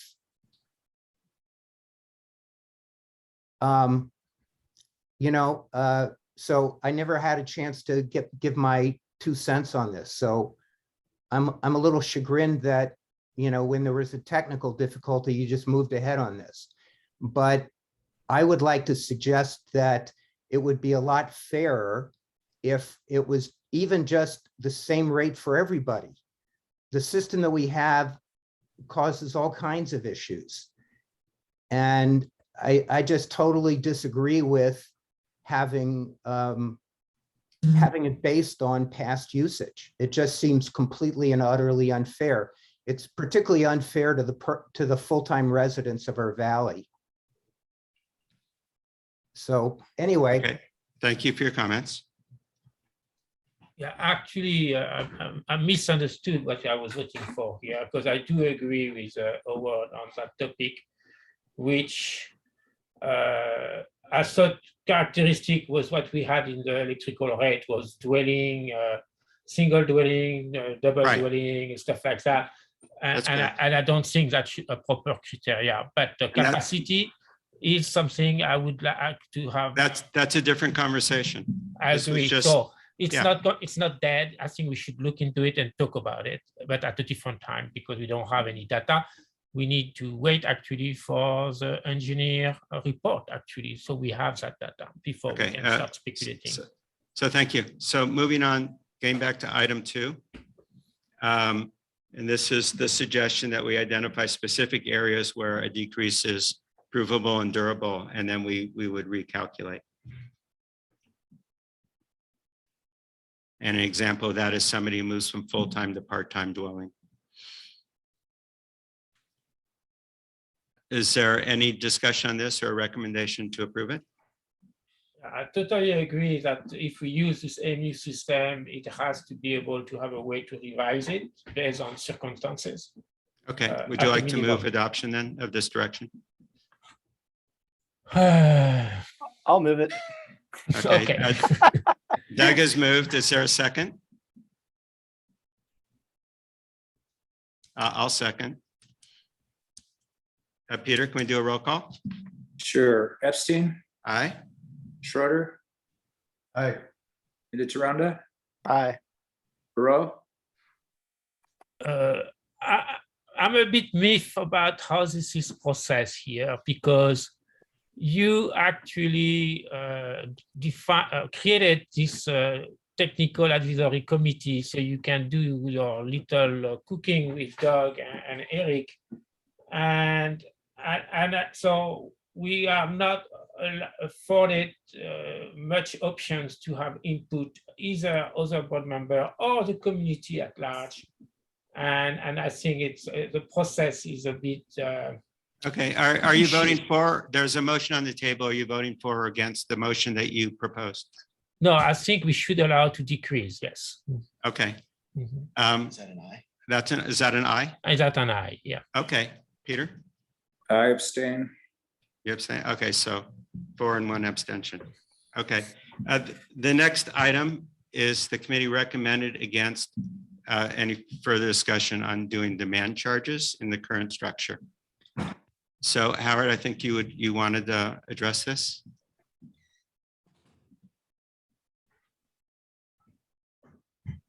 Yes, so Eric. Okay, can you have put up- 3 minutes. Eric, can you put up the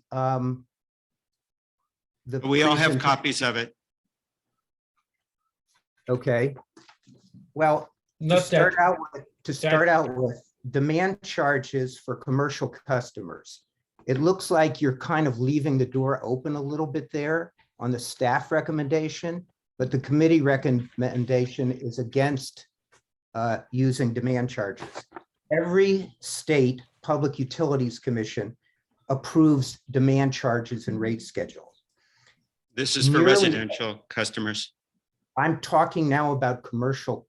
If you, Right, Bob, do you this have it in particular front of- question Bob. applies to a recommendation that Bob, we don't further Bob. consider it for residential customers.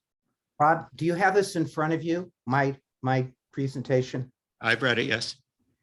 Okay, so at the top, it says demand charges for commercial customers. I understand. That's not the topic we're discussing. Well, you're talking about demand charges. The recommendation of the committee is that we not further investigate it for the purpose of residential customers. It's not what it says. It says committee recommendation, the district should not consider a fixed monthly fee based on demand.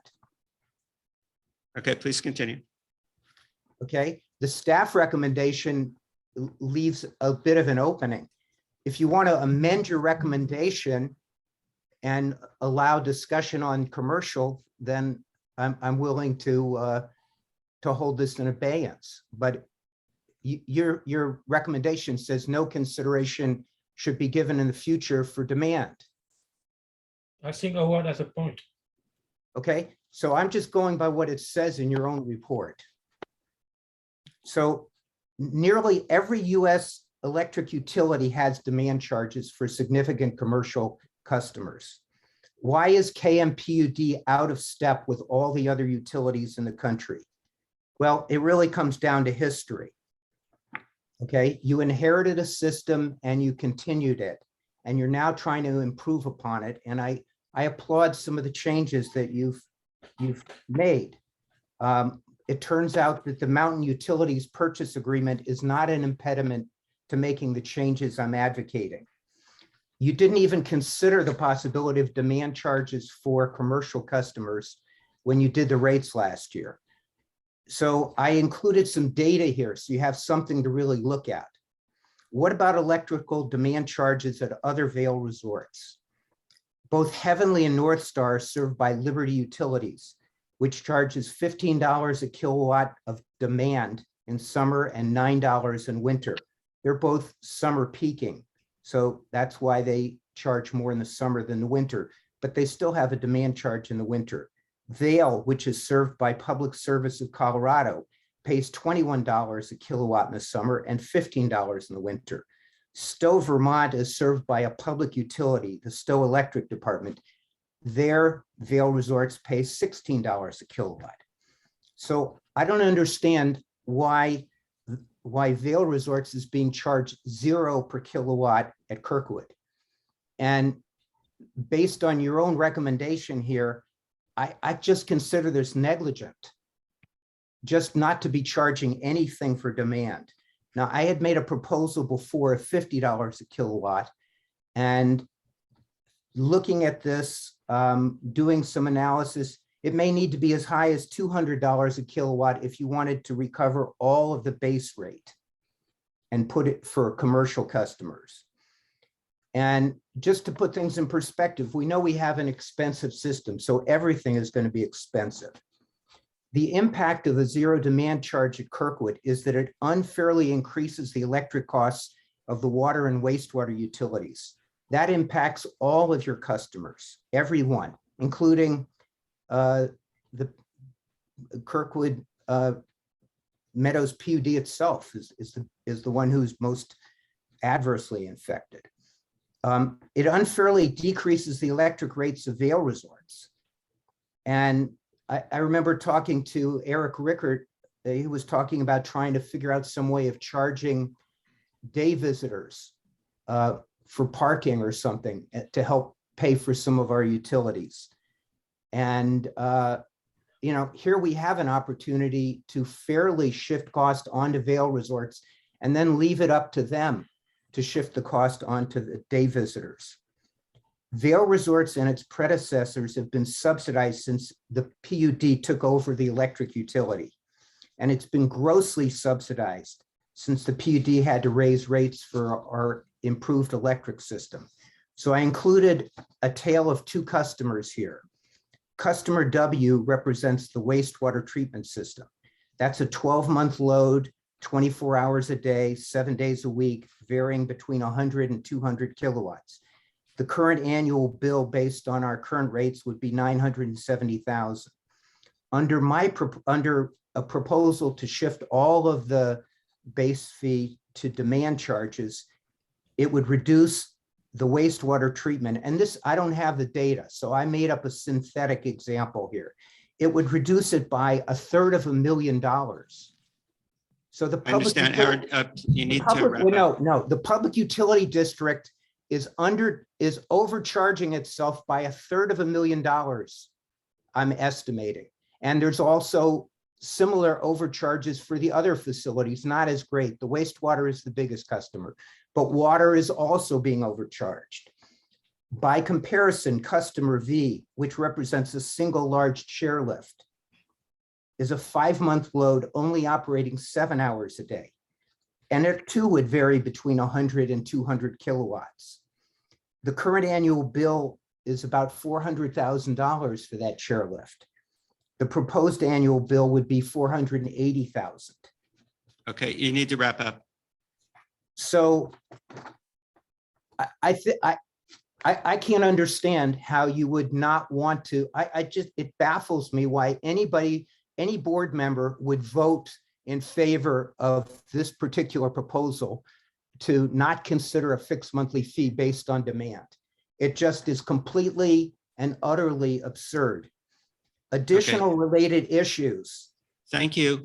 No, I'm not finished, Bob. Well, I'm sorry, you have 3 minutes. I'm sorry, Bob. This is too important an issue for you to cut me off. We have a limited amount of time, Howard. I appreciate your comments, and that's the end. Okay, I consider this whole meeting to be a Brown Act violation. It was not properly noticed. It said that it was going to be a remote meeting, which it is apparently not. You're there in the office. I got an email from the manager saying that I could have come there. So I don't know what's going on here. Okay. So on the demand analysis, is there a motion? I'd like to make a comment. I don't see why we have to rush this through. I think Howard has made some good points, and I'd like to defer on this. Okay, any other comments? I agree with Peter. I think we need to talk more. There is some ambiguity in the language between residential and commercial, so I think we need to defer. All right, can we agree to that we're not going to do demand charges, not going to consider evaluating them for residential? That's not what we have in the packet. I don't think we can do that without violating the Brown Act. No, we can choose to modify the recommendation. I'd like to defer on that item. Okay, so I will move that we adopt the committee's recommendation. Is there a second? I mean, I will second this because again, with the, I mean, now I edited some of this language and I had emphasized some of the residential, so I apologize it wasn't in the committee recommendation, but I think, with the caveat that I do not think that right now we should be focusing on demand charges for residential customers. I do think we should think about it for commercial customers, absolutely. But I think that that's a larger conversation that we need to have. So I don't think right now focusing on residential, I'd rather focus our attention on the things that we have here on numbers 2 and 4 from a residential perspective to make adjustments to what we have in place today. Okay, so you'd support a recommendation that we don't look further at this for residential customers. That's correct. Okay, so we'll make that the motion. Okay, it's been moved and seconded. Peter, roll call, please. Sure. Epstein, Aye. Schroeder. Are you there, John? Yeah, I'm here. You can probably smell the smoke. Trying to, I think we need to take our time. No rush. yeah, to be honest with you, I feel that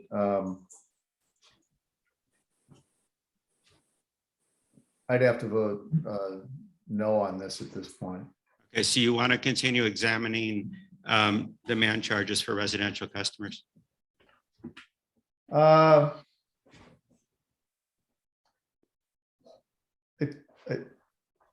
think it's hard to give a binary answer to that question, which is why I think it'd be better to be deferred, because when we put the rate study together last year, I think the anticipation was there'd be some small tweaks to it perhaps this year based on anomalies and customer feedback and that. And when you get into introducing commercial demand charges, I think it's a bigger change to the rate study. And I'm wondering if it even warrants doing another rate study. So it's hard to pick these things up individually. Well, that's why the recommendation is that we not consider it in the short term as part of the current rates for residential. Okay, so is that stated in there that it says residential for? That's the proposed change. For the Yes, short. we not consider- that was what I was trying to propose it to say, John. And is short, is there a time frame in there? Short term, meaning 2000, what is short term? Maybe As part of the current rates. If we revise. Rates will get reevaluated in 4 years.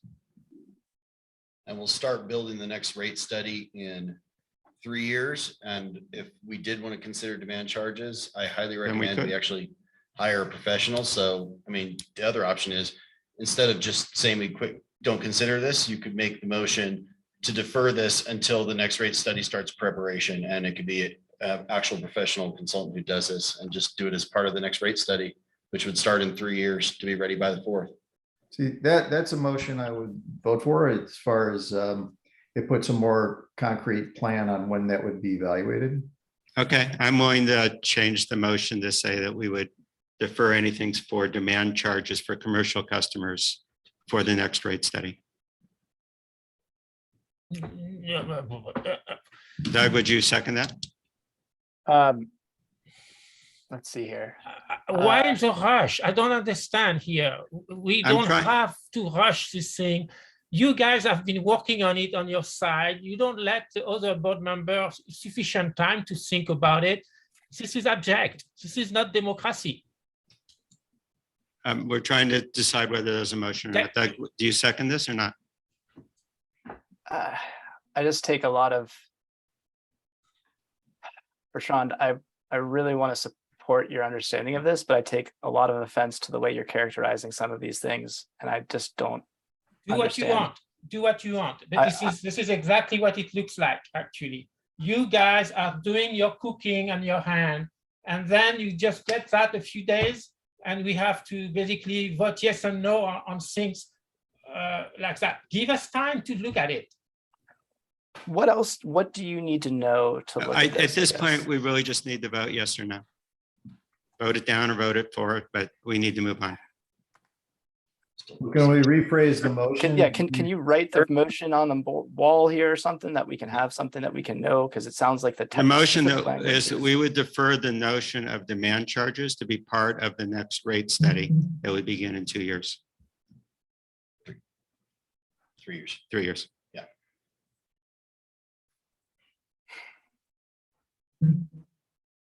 And I would also remind board of the goals they just set, adding something this substantive, then we should go back and revisit my goals if this is the most important thing we need to work on. Indeed, which is why I'm trying to understand. That's what I am. So I think trying to balance as well I heard the here. motion is demand charges, should the board decide when the next consultant is retained to do the rate study, could include demand analysis if the board so desires. Yeah, I don't see why we close the door. Actually, if we have a specialist that actually can give us opinion on how this demand chart would work in Kirkwood, why closing that door? Because doing a new rate study of that large and that disruptive is not within the scope of what we're trying to do in the next couple of years. Yes, but we don't have to close the door. We don't need that. We don't need to. We're trying to give staff direction and we're trying to decide, is this a priority or is this something that we look at in the future? If we can't give staff direction, we're just creating confusion and we're giving them extra work. So that's what we're trying to do, is to make it clear where we want them to work. I don't see the problem with. So Doug, do you want a second? What is the motion? Can you please remind me? The motion is to consider demand charges for commercial customers as part of the next rate study.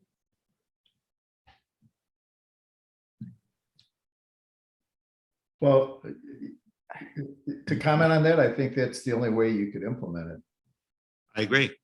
Yeah, I mean, I don't see how we could implement demand charges without going through rate study. Right. Right. And that's Okay.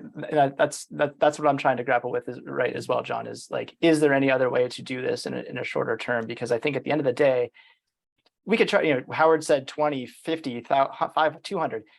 You're just picking numbers out. We could charge $5,000 a kilowatt. It doesn't matter. But if you don't have an actual cost justification of our cost recovery, you're just making things up.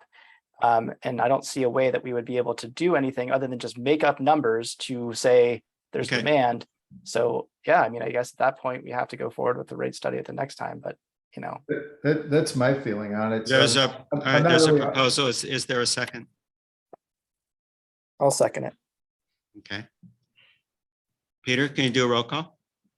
Epstein, Aye. Schroeder, Aye. Mediteranda, Aye. Perot, No, Dornbrook, no. Okay. The last item, item 4, is to encourage the evaluation of some standard AMU deductions to encourage conversion of heating from propane to wood to electric, new construction with all electric and residential EV charging. So this is a suggestion to continue this evaluation as part of the current AMU structure.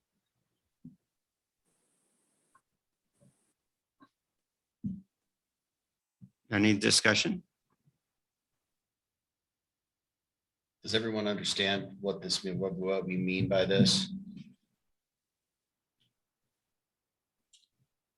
Maybe you could specify a little bit. Yeah, so Peter, let's just take your house, for example, and let's Sure. say you want to get rid of your wood burning stove and convert to electric. What would be a reduction that we could set for your AMU? Would it be 0.1? Would it be 0.2? That would be evaluated. And if you did make that durable change, basically there'd be a way for us to figure out what that is, just to set some rational basis for the reduction, but just make it uniform across the valley. So anyone who gets rid of a wood burning stove and moves to electric would have a standardized discount on their AMU.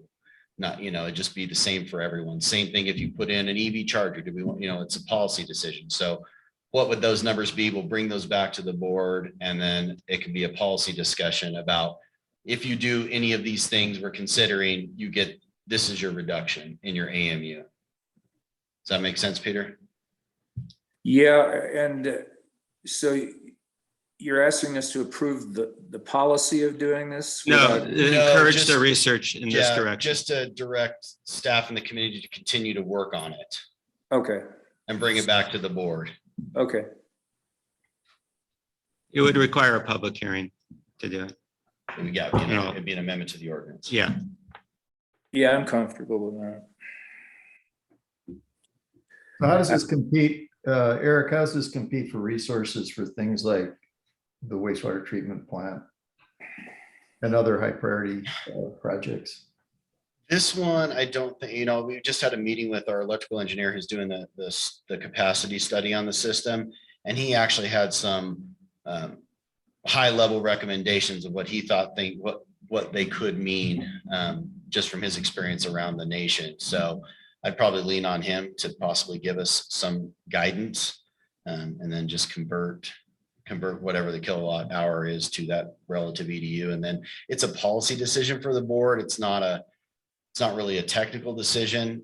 Obviously something can come in at 0.05 and the board says we don't do 0.05, we do 0.1. It's a policy decision, but I think it's a level of effort with the assistance of the committee and possibly Dave Wrightley that we could do. It'd be a low lift, let me put it that way.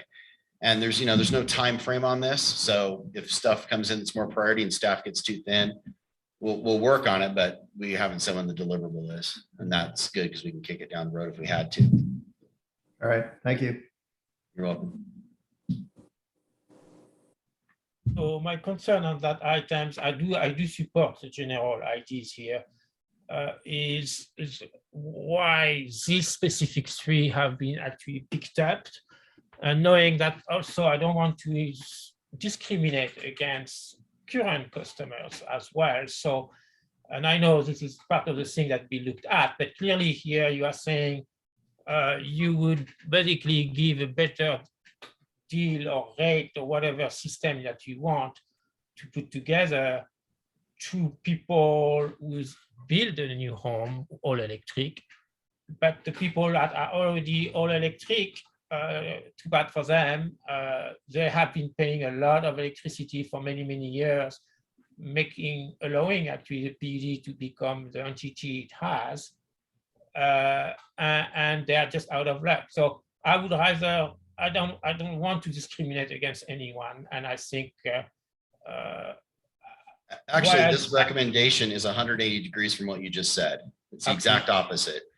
That this would be conversion. Conversion would be an existing home, right? Or if an existing home put in an EV. You have not understood what I was saying. I understand that here you are talking about conversion, existing home, but not, if you are already all electric, you cannot convert to all electric. You are already all electric. So this is what I say, and if you don't understand, it's okay, but don't misconstrue what I'm saying. So Bertrand, whenever, I agree with you that there is a general structural challenge with this, the way that things are, and that anyone who is already on electric cannot convert and get some sort of discount potentially, if that's so choose we fit, or if we don't apply it back. I think there are other questions. Like, so suppose we do the PBC stuff and there's energy efficiency rebates. How would you handle something like that for an appliance? Like if someone bought LED bulbs 2 years ago, I mean, that's two different topics. Actually, it's not. It's the same. It's the same idea that if you buy something or you've done something, and then there's a program that gives you a discount for it in the future, it's the same idea. And I'm just wondering if there's differences, because I agree with you. There are complexities with that. First movers would be disadvantaged here, and if we did not go back to everyone. And I'm just wondering how would we implement, or how would we put. The easiest program is to just do it going forward, right? I think we could probably agree with that, like easiest to implement. And so I'm just wondering how would you recommend not doing that, I guess, or what would be the policy to not do that? To answer your question, I think the PBC is actually for going forward. That means for rebate and stuff like that. And I think that to me, totally appropriate usage. As a policy of changing AMU, that's different. It's not a one-shot thing, it's a permanent thing. And basically we are creating two classes of customers.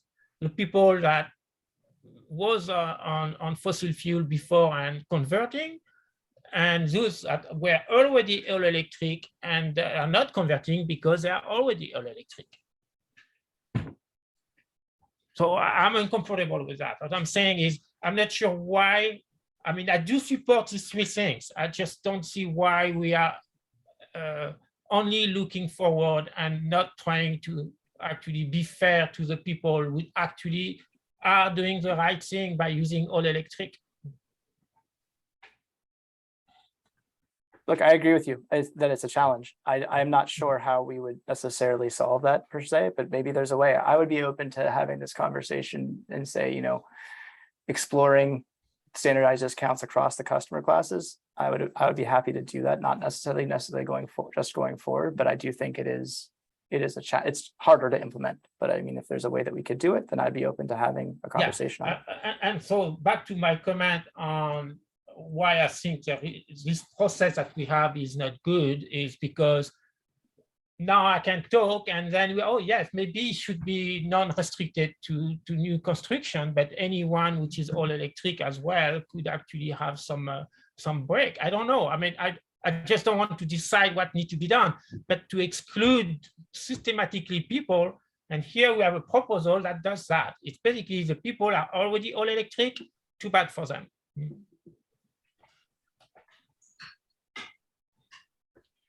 Okay, any other discussion?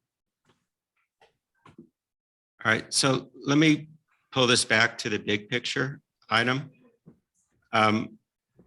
What the temporary advisory committee tried to do was say within the current board's direction, which was defined to be minimizing the average cost of power, any changes to that was the design criteria.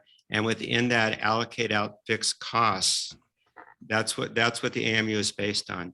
We were then asked to look at places where that doesn't work, where we can make improvements to it. And so the improvements, they're identified. When we rejected is the idea that there's some standardized formulas that might work. We rejected that idea and everyone voted in favor of that rejection. We said we would look at the idea where there's permanent and durable reductions in usage. And then this one is looking at places where we would have some sort of AMU discount, since we can't accurately measure all these things, some form of AMU discount for certain behaviors. The idea would be is these things would be worked on when the ideas are fairly well put together, then we would hold a workshop, a public workshop, to then vet the ideas, not make policies at that time, but to vet the ideas, see how much of the problem we're solving. Are we creating new problems? And after that workshop, then go to a series of public hearings to approve any changes that from where the workshop believes this works. So during the workshop, we could look and say, well, here's an idea for a conversion, but this is where it doesn't, where it may be unfair to current customers. This is how it might be changed, et cetera. But the goal is to have that workshop know what it needs to work towards. And the ideas presented here are standardized AMU discounts, places of durable reductions in usage. Things like demand charges will be put off to a full rate study that would be done at a later point. So this suggestion would be to encourage looking at some standardized AMU discounts to try to solve some of these specific items. So is there a motion to encourage the research in the standardized AMUs?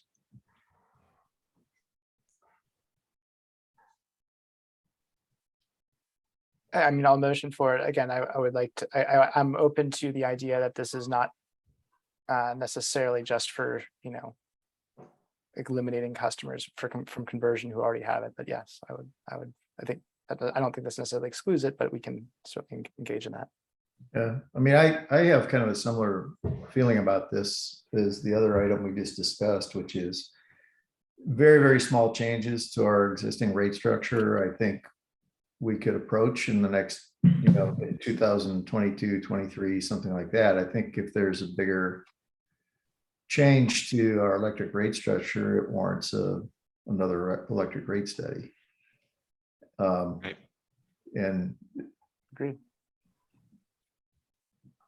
And I think that's the direction we're suggesting, is to look at places where small changes could provide value, but major changes would be an entire reevaluation. And we're not even a full year into this implementation. So is there a motion to encourage the development of some standardized AMU discounts as an approach?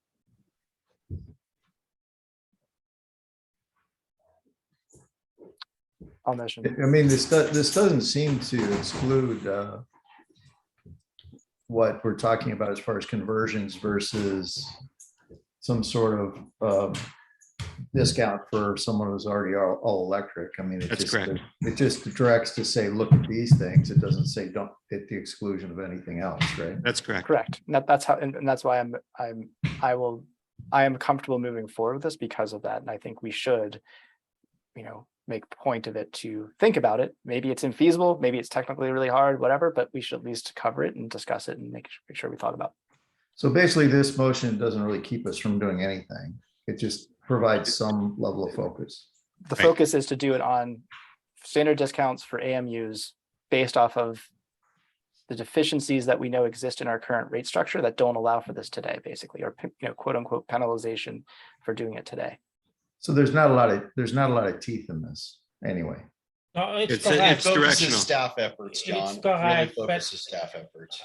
The problem I have, it's the communication aspect of it, and I think it's wrong. So if you could add D or remove new construction and just leave it open, you don't have to say what we are going to do for all electric customers, but that certainly I'll be comfortable. But the way what you convey here, and that's what I'm sure some people will get out of the community, is if you are all electric now today, it's too bad for you. And I think that's a bad communication, and I think I would like to avoid that. So my Could you just recommendation, could you just get rid of the word new on B and just say construction with all electric power? Would that be amenable? that'd be better. Yeah, Okay, let's do that. yeah. All right, So Good I'll suggestion. motion the removal of the word new from number or letter B for B. Yeah.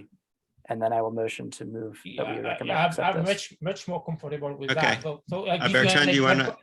I you give want you a an second? example. I give you an example. If someone is all electric today and he actually get a heat pump to be more efficient, he'll be able to get into the system. So That's a good point. Okay, yeah. with that change, will you second it? I mean, as I said, I'm so miffed with the process, the way this is done. I think honestly, this discussion should be happening at planning, and I don't see the need for a technical advisory committee. What I perceive is to try to keep other people out, and then we have to rush ourselves in trying to accept that. So I'm not going to second it, but I'm probably going to vote yes for it. Okay, thank you. I'll second. Peter, can you do a roll call? Sure. Epstein, Aye. Schroeder, I Mitterranda, Aye. Perot, Aye. Torbeck, aye. Okay. Thank you all. We're now ready to go on the general manager's report. Wow, yeah, Rick's gonna have a pretty full operations report. So the only thing I would note for the board is that the Amador County Planning Committee is considering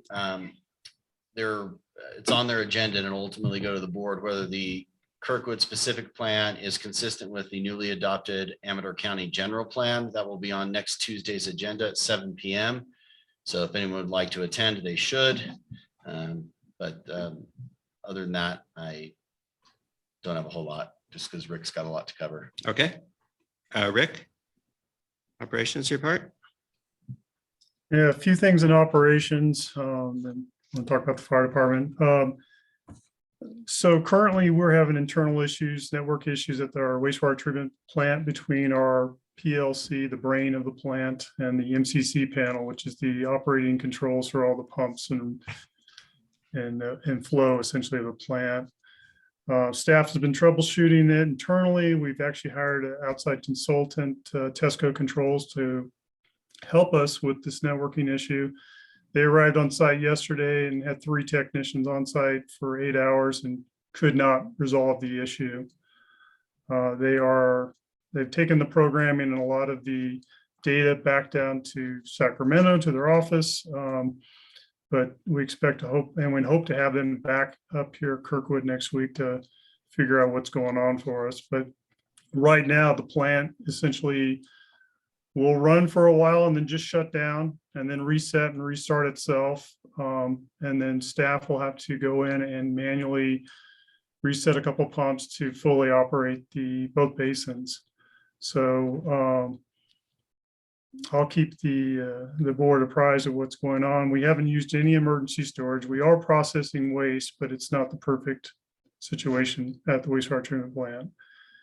An estimated cost so far for having Tasco come up and troubleshoot is going to be around $5,000.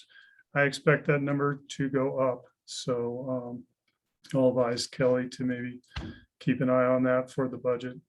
Unfortunately, this is hitting at the end of the fiscal year. So looking at the budget, we do have some money reserved for this type of activity, but again, it's a treatment plant, and as you know, it's constantly keeping us on our toes. Further on, we pleased to announce staff was able to install the playground before Memorial Day weekend. Thank you for Brandy and her crew to getting that done. It's been great to see a lot of kids out there using it. Further, staff has been turning on irrigation meters and continues to do that for those who want it on. And we also notified the 6 customers who asked to have their meters suspended. We gave them a last notice to say, hey, the policy 640 says that, if you don't let us know that you want to turn your meter back on by June 30th of this month, then your meter will be basically considered turned off. So we're working with those customers to find out whether they want to continue the suspension and ultimately termination of service or to reinstate the service. And the final thing for operations/fire department, before I go into more fire department details, is that we are preparing for our Kirkwood Summer Festival, and the theme this year is called Gratitude at Altitude. Again, it's July 2nd from 3 to 6 p.m. And with the great help of Vail Resorts and the Epic Promise, they'll be handling the food portion of the event for us. And then district's volunteers, fire department volunteers, as well as other volunteers, and we're looking for more. If you know of anybody who would like to volunteer for our event, we'll be, again, hosting a beer and wine tasting. And $10 Ponies committed to be a band for the event, which is really nice. We heard them back in 2019, so it's nice to get back into a routine and have this great event for our fundraising efforts for the fire department. The silent auction is going to be completely online this year, and that will open up soon, tentatively as early as next week. On the schedule, it says July 18th, but we're going to try to get that open sooner. And we've sent out donation letters to the community as well as some of our vendors, and so far we've received, I think it's $14,500 back from the community as well as some of these vendors for our event. So thank you to them. And then finally, if you'd like to buy a ticket for the event, everything's done online this year. So you'll need to go to the district's website. There's a link there so you can buy a ticket for the event. We will not have a cash bank at the events. Everything will be done completely online. And Eric Christensen and I will be in the front lines, handing out glasses and wristbands, and look forward to seeing everybody. So that's just a quick update on the Kirkwood Summer Festival. And so, and then the final thing, I just learned today that the Firewise Committee, Kirkwood Firewise Committee, application for funding was not accepted by the California Fire Safe Grant Committee. Basically, this is the State Fire Assistant Grant Program that was going to help support the chipping program. So we're sad to hear that the $71,000 grant was not accepted, but we appreciate the efforts of the Firewise Committee applying for the grant and thinking about the community. So I'm sure we'll try again in the future. I'm going to pause there and ask if there's any questions about what I've said so far, real quick. And hearing none, I'll move on to probably the most important thing I have to announce today. as I reported back to the board in January, my core group of volunteers, again, people that come, stop what they're doing and come and help the community with the fire department, has been dwindling down over the last several years. And in January, I asked the board for an increase in the volunteer stipend to hopefully encourage more of the community members to come out, as well as the volunteers that I have to commit to working the on-call shift that we have for the fire department. And unfortunately, since January, we at that time had 13 active volunteers who participated and responded to calls, but that number's dwindled down to 9 volunteers on the fire department that are truly active. 2 of the volunteers live in Kirkwood, where in January I had 6 volunteers living in Kirkwood. So I'm relying on 2 volunteers to basically commit to working 24/7 in Kirkwood to respond to calls. And through begging and pleading and swapping shifts around, it ended up that in May, those 2 volunteers could only do so much. And again, I appreciate their efforts, but I had to backfill the on-call schedule, essentially 41% of the on-call schedules, 52 shifts out of 124 by volunteers who do not live in Kirkwood. And essentially that's myself, Captain Tom Harris, and 2 other volunteers who drove, like me, 45 minutes away to respond to emergencies in Kirkwood. And it happened on 3 occasions where we literally had an extended ETA, and others, Eastern Alpine County, Lake Valley, had to respond on our behalf and get to the scene prior to us. And again, I have a great concern about our ability to maintain the department's adequate standard for fire protection, as well as EMS services at Kirkwood. And so I'm just bringing this to the board's attention that things are gotten to a state where I just can't maintain with the core group that I have. And so I'm looking for help. And unfortunately, it'd probably be financial help. We did reach out to Chief White with the Amador Fire Protection District to get an idea of what it would cost to have 2 volunteers here 24/7. And the cost was essentially $30,000 a month.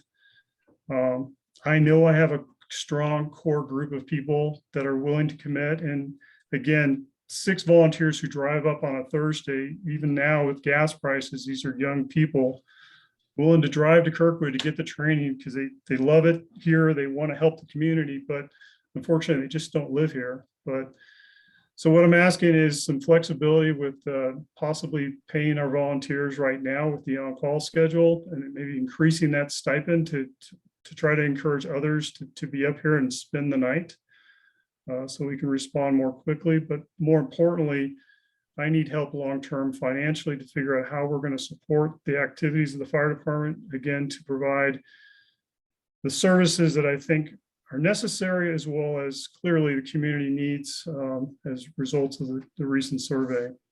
I do appreciate the board passing today's proposal for the scope and fees to look into the future, but I honestly, the fire chief's asking for help now. So with that, I open it up for discussion. And Eric, I don't know if you have any other comments you'd like. Yeah, just one thing to clarify, the $30,000 was for two firefighters from Friday at 4 until Monday at 8. It wasn't 24/7 every day of the month. It was only the weekend.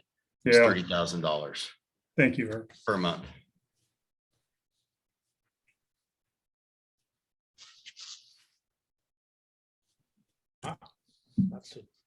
So Rick, do you have a suggestion? Staff suggestions, fire chief suggestion, again, allow me to work with the general manager to increase the existing volunteer stipend, and then further to report back to the board at the next board meeting, solutions and options for the board to consider on increasing the staffing level for the fire department in the interim until we can establish a crew that actually lives in Kirkwood. Okay, well, I agree. I'd like you to figure out, what could what expenditure is needed to provide a level of support that would make you more comfortable Yep. and not put you on as the backup 45 minutes away. We'll bring something back from finance and then to the board. Okay. Okay. Yeah, so my understanding is we cannot take any action on the manager report or assistant manager, correct? That's Yeah, right. so the one thing I'd like to push forward is right away, is there any way some support for the cost of fuel be extended with some fund that we have somewhere? So, because this is really a dramatic issue for some of these people. I mean, it really become very expensive to be able just to reach the thing. So can we have an emergency measure, not through the board, which we cannot do today, but through operation of fire, I don't know, or the 501c or whatever, to actually be able to compensate for the extra cost of fuel? We'd have to bring that back through the board. Yeah. If there's a plan, well, first of all, the next board meeting is in 3 weeks. Right. It's July 1st, but I would say that if there's a solution that's sooner, we'll consider it. Yeah.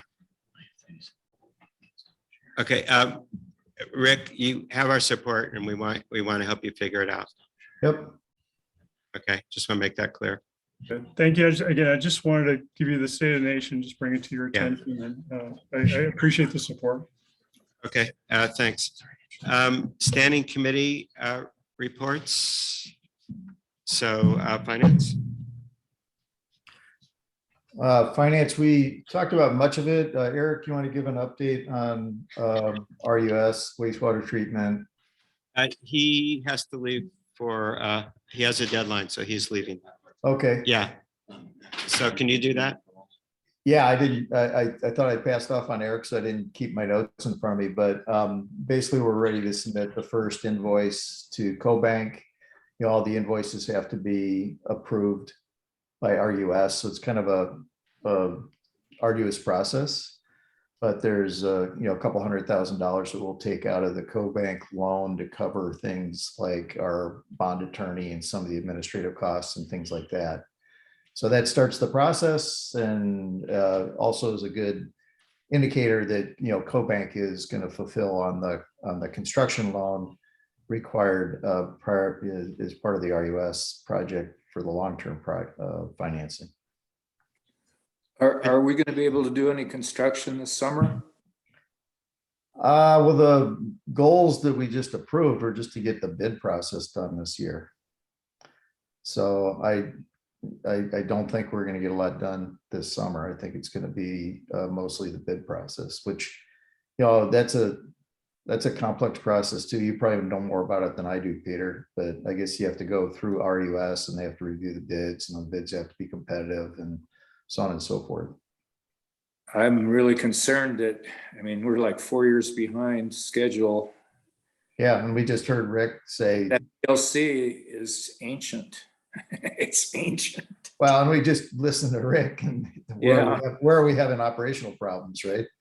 So I agree. I don't know how, it'd be up to Eric to say how he could accelerate the process. From the finance side, by the time we got into the RUS process, they were out of funds, so that slipped into this year. We're still lucky to get funds at a low rate. We're still lucky that CoBank fulfilled on the construction loan, but the hard work's ahead of us now, right?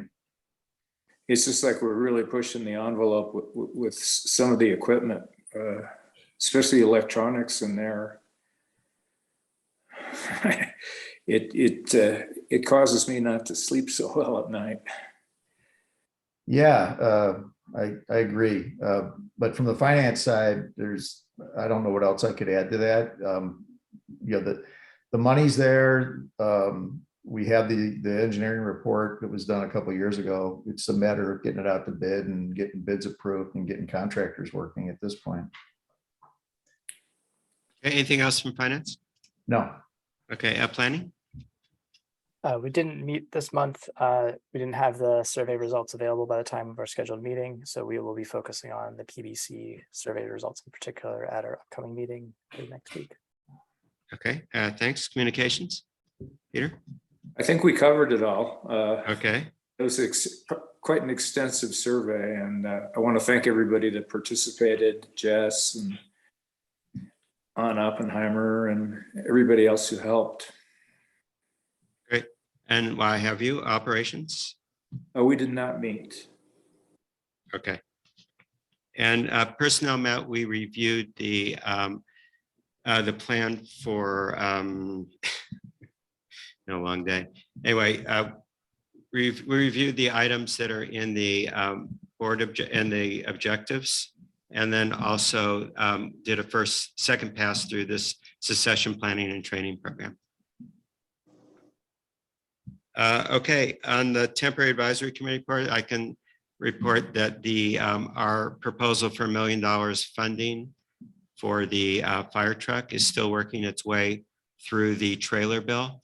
So that will, they pass a budget by June 15th, which just sets the general buckets and categories and dollars. The trailer bill follows that, and that has the specifics in it. Our Senator Dolly, put in a support letter. Our assembly members, Senator Bigelow did. Wykowski, who's chair of the subcommittee, and Senator Skinner, all four of them have indicated their support. So we'll be tracking it through, and we'll know the answer in August. Okay, a general discussion. Is there anything any board member wants to bring up that's not on the agenda?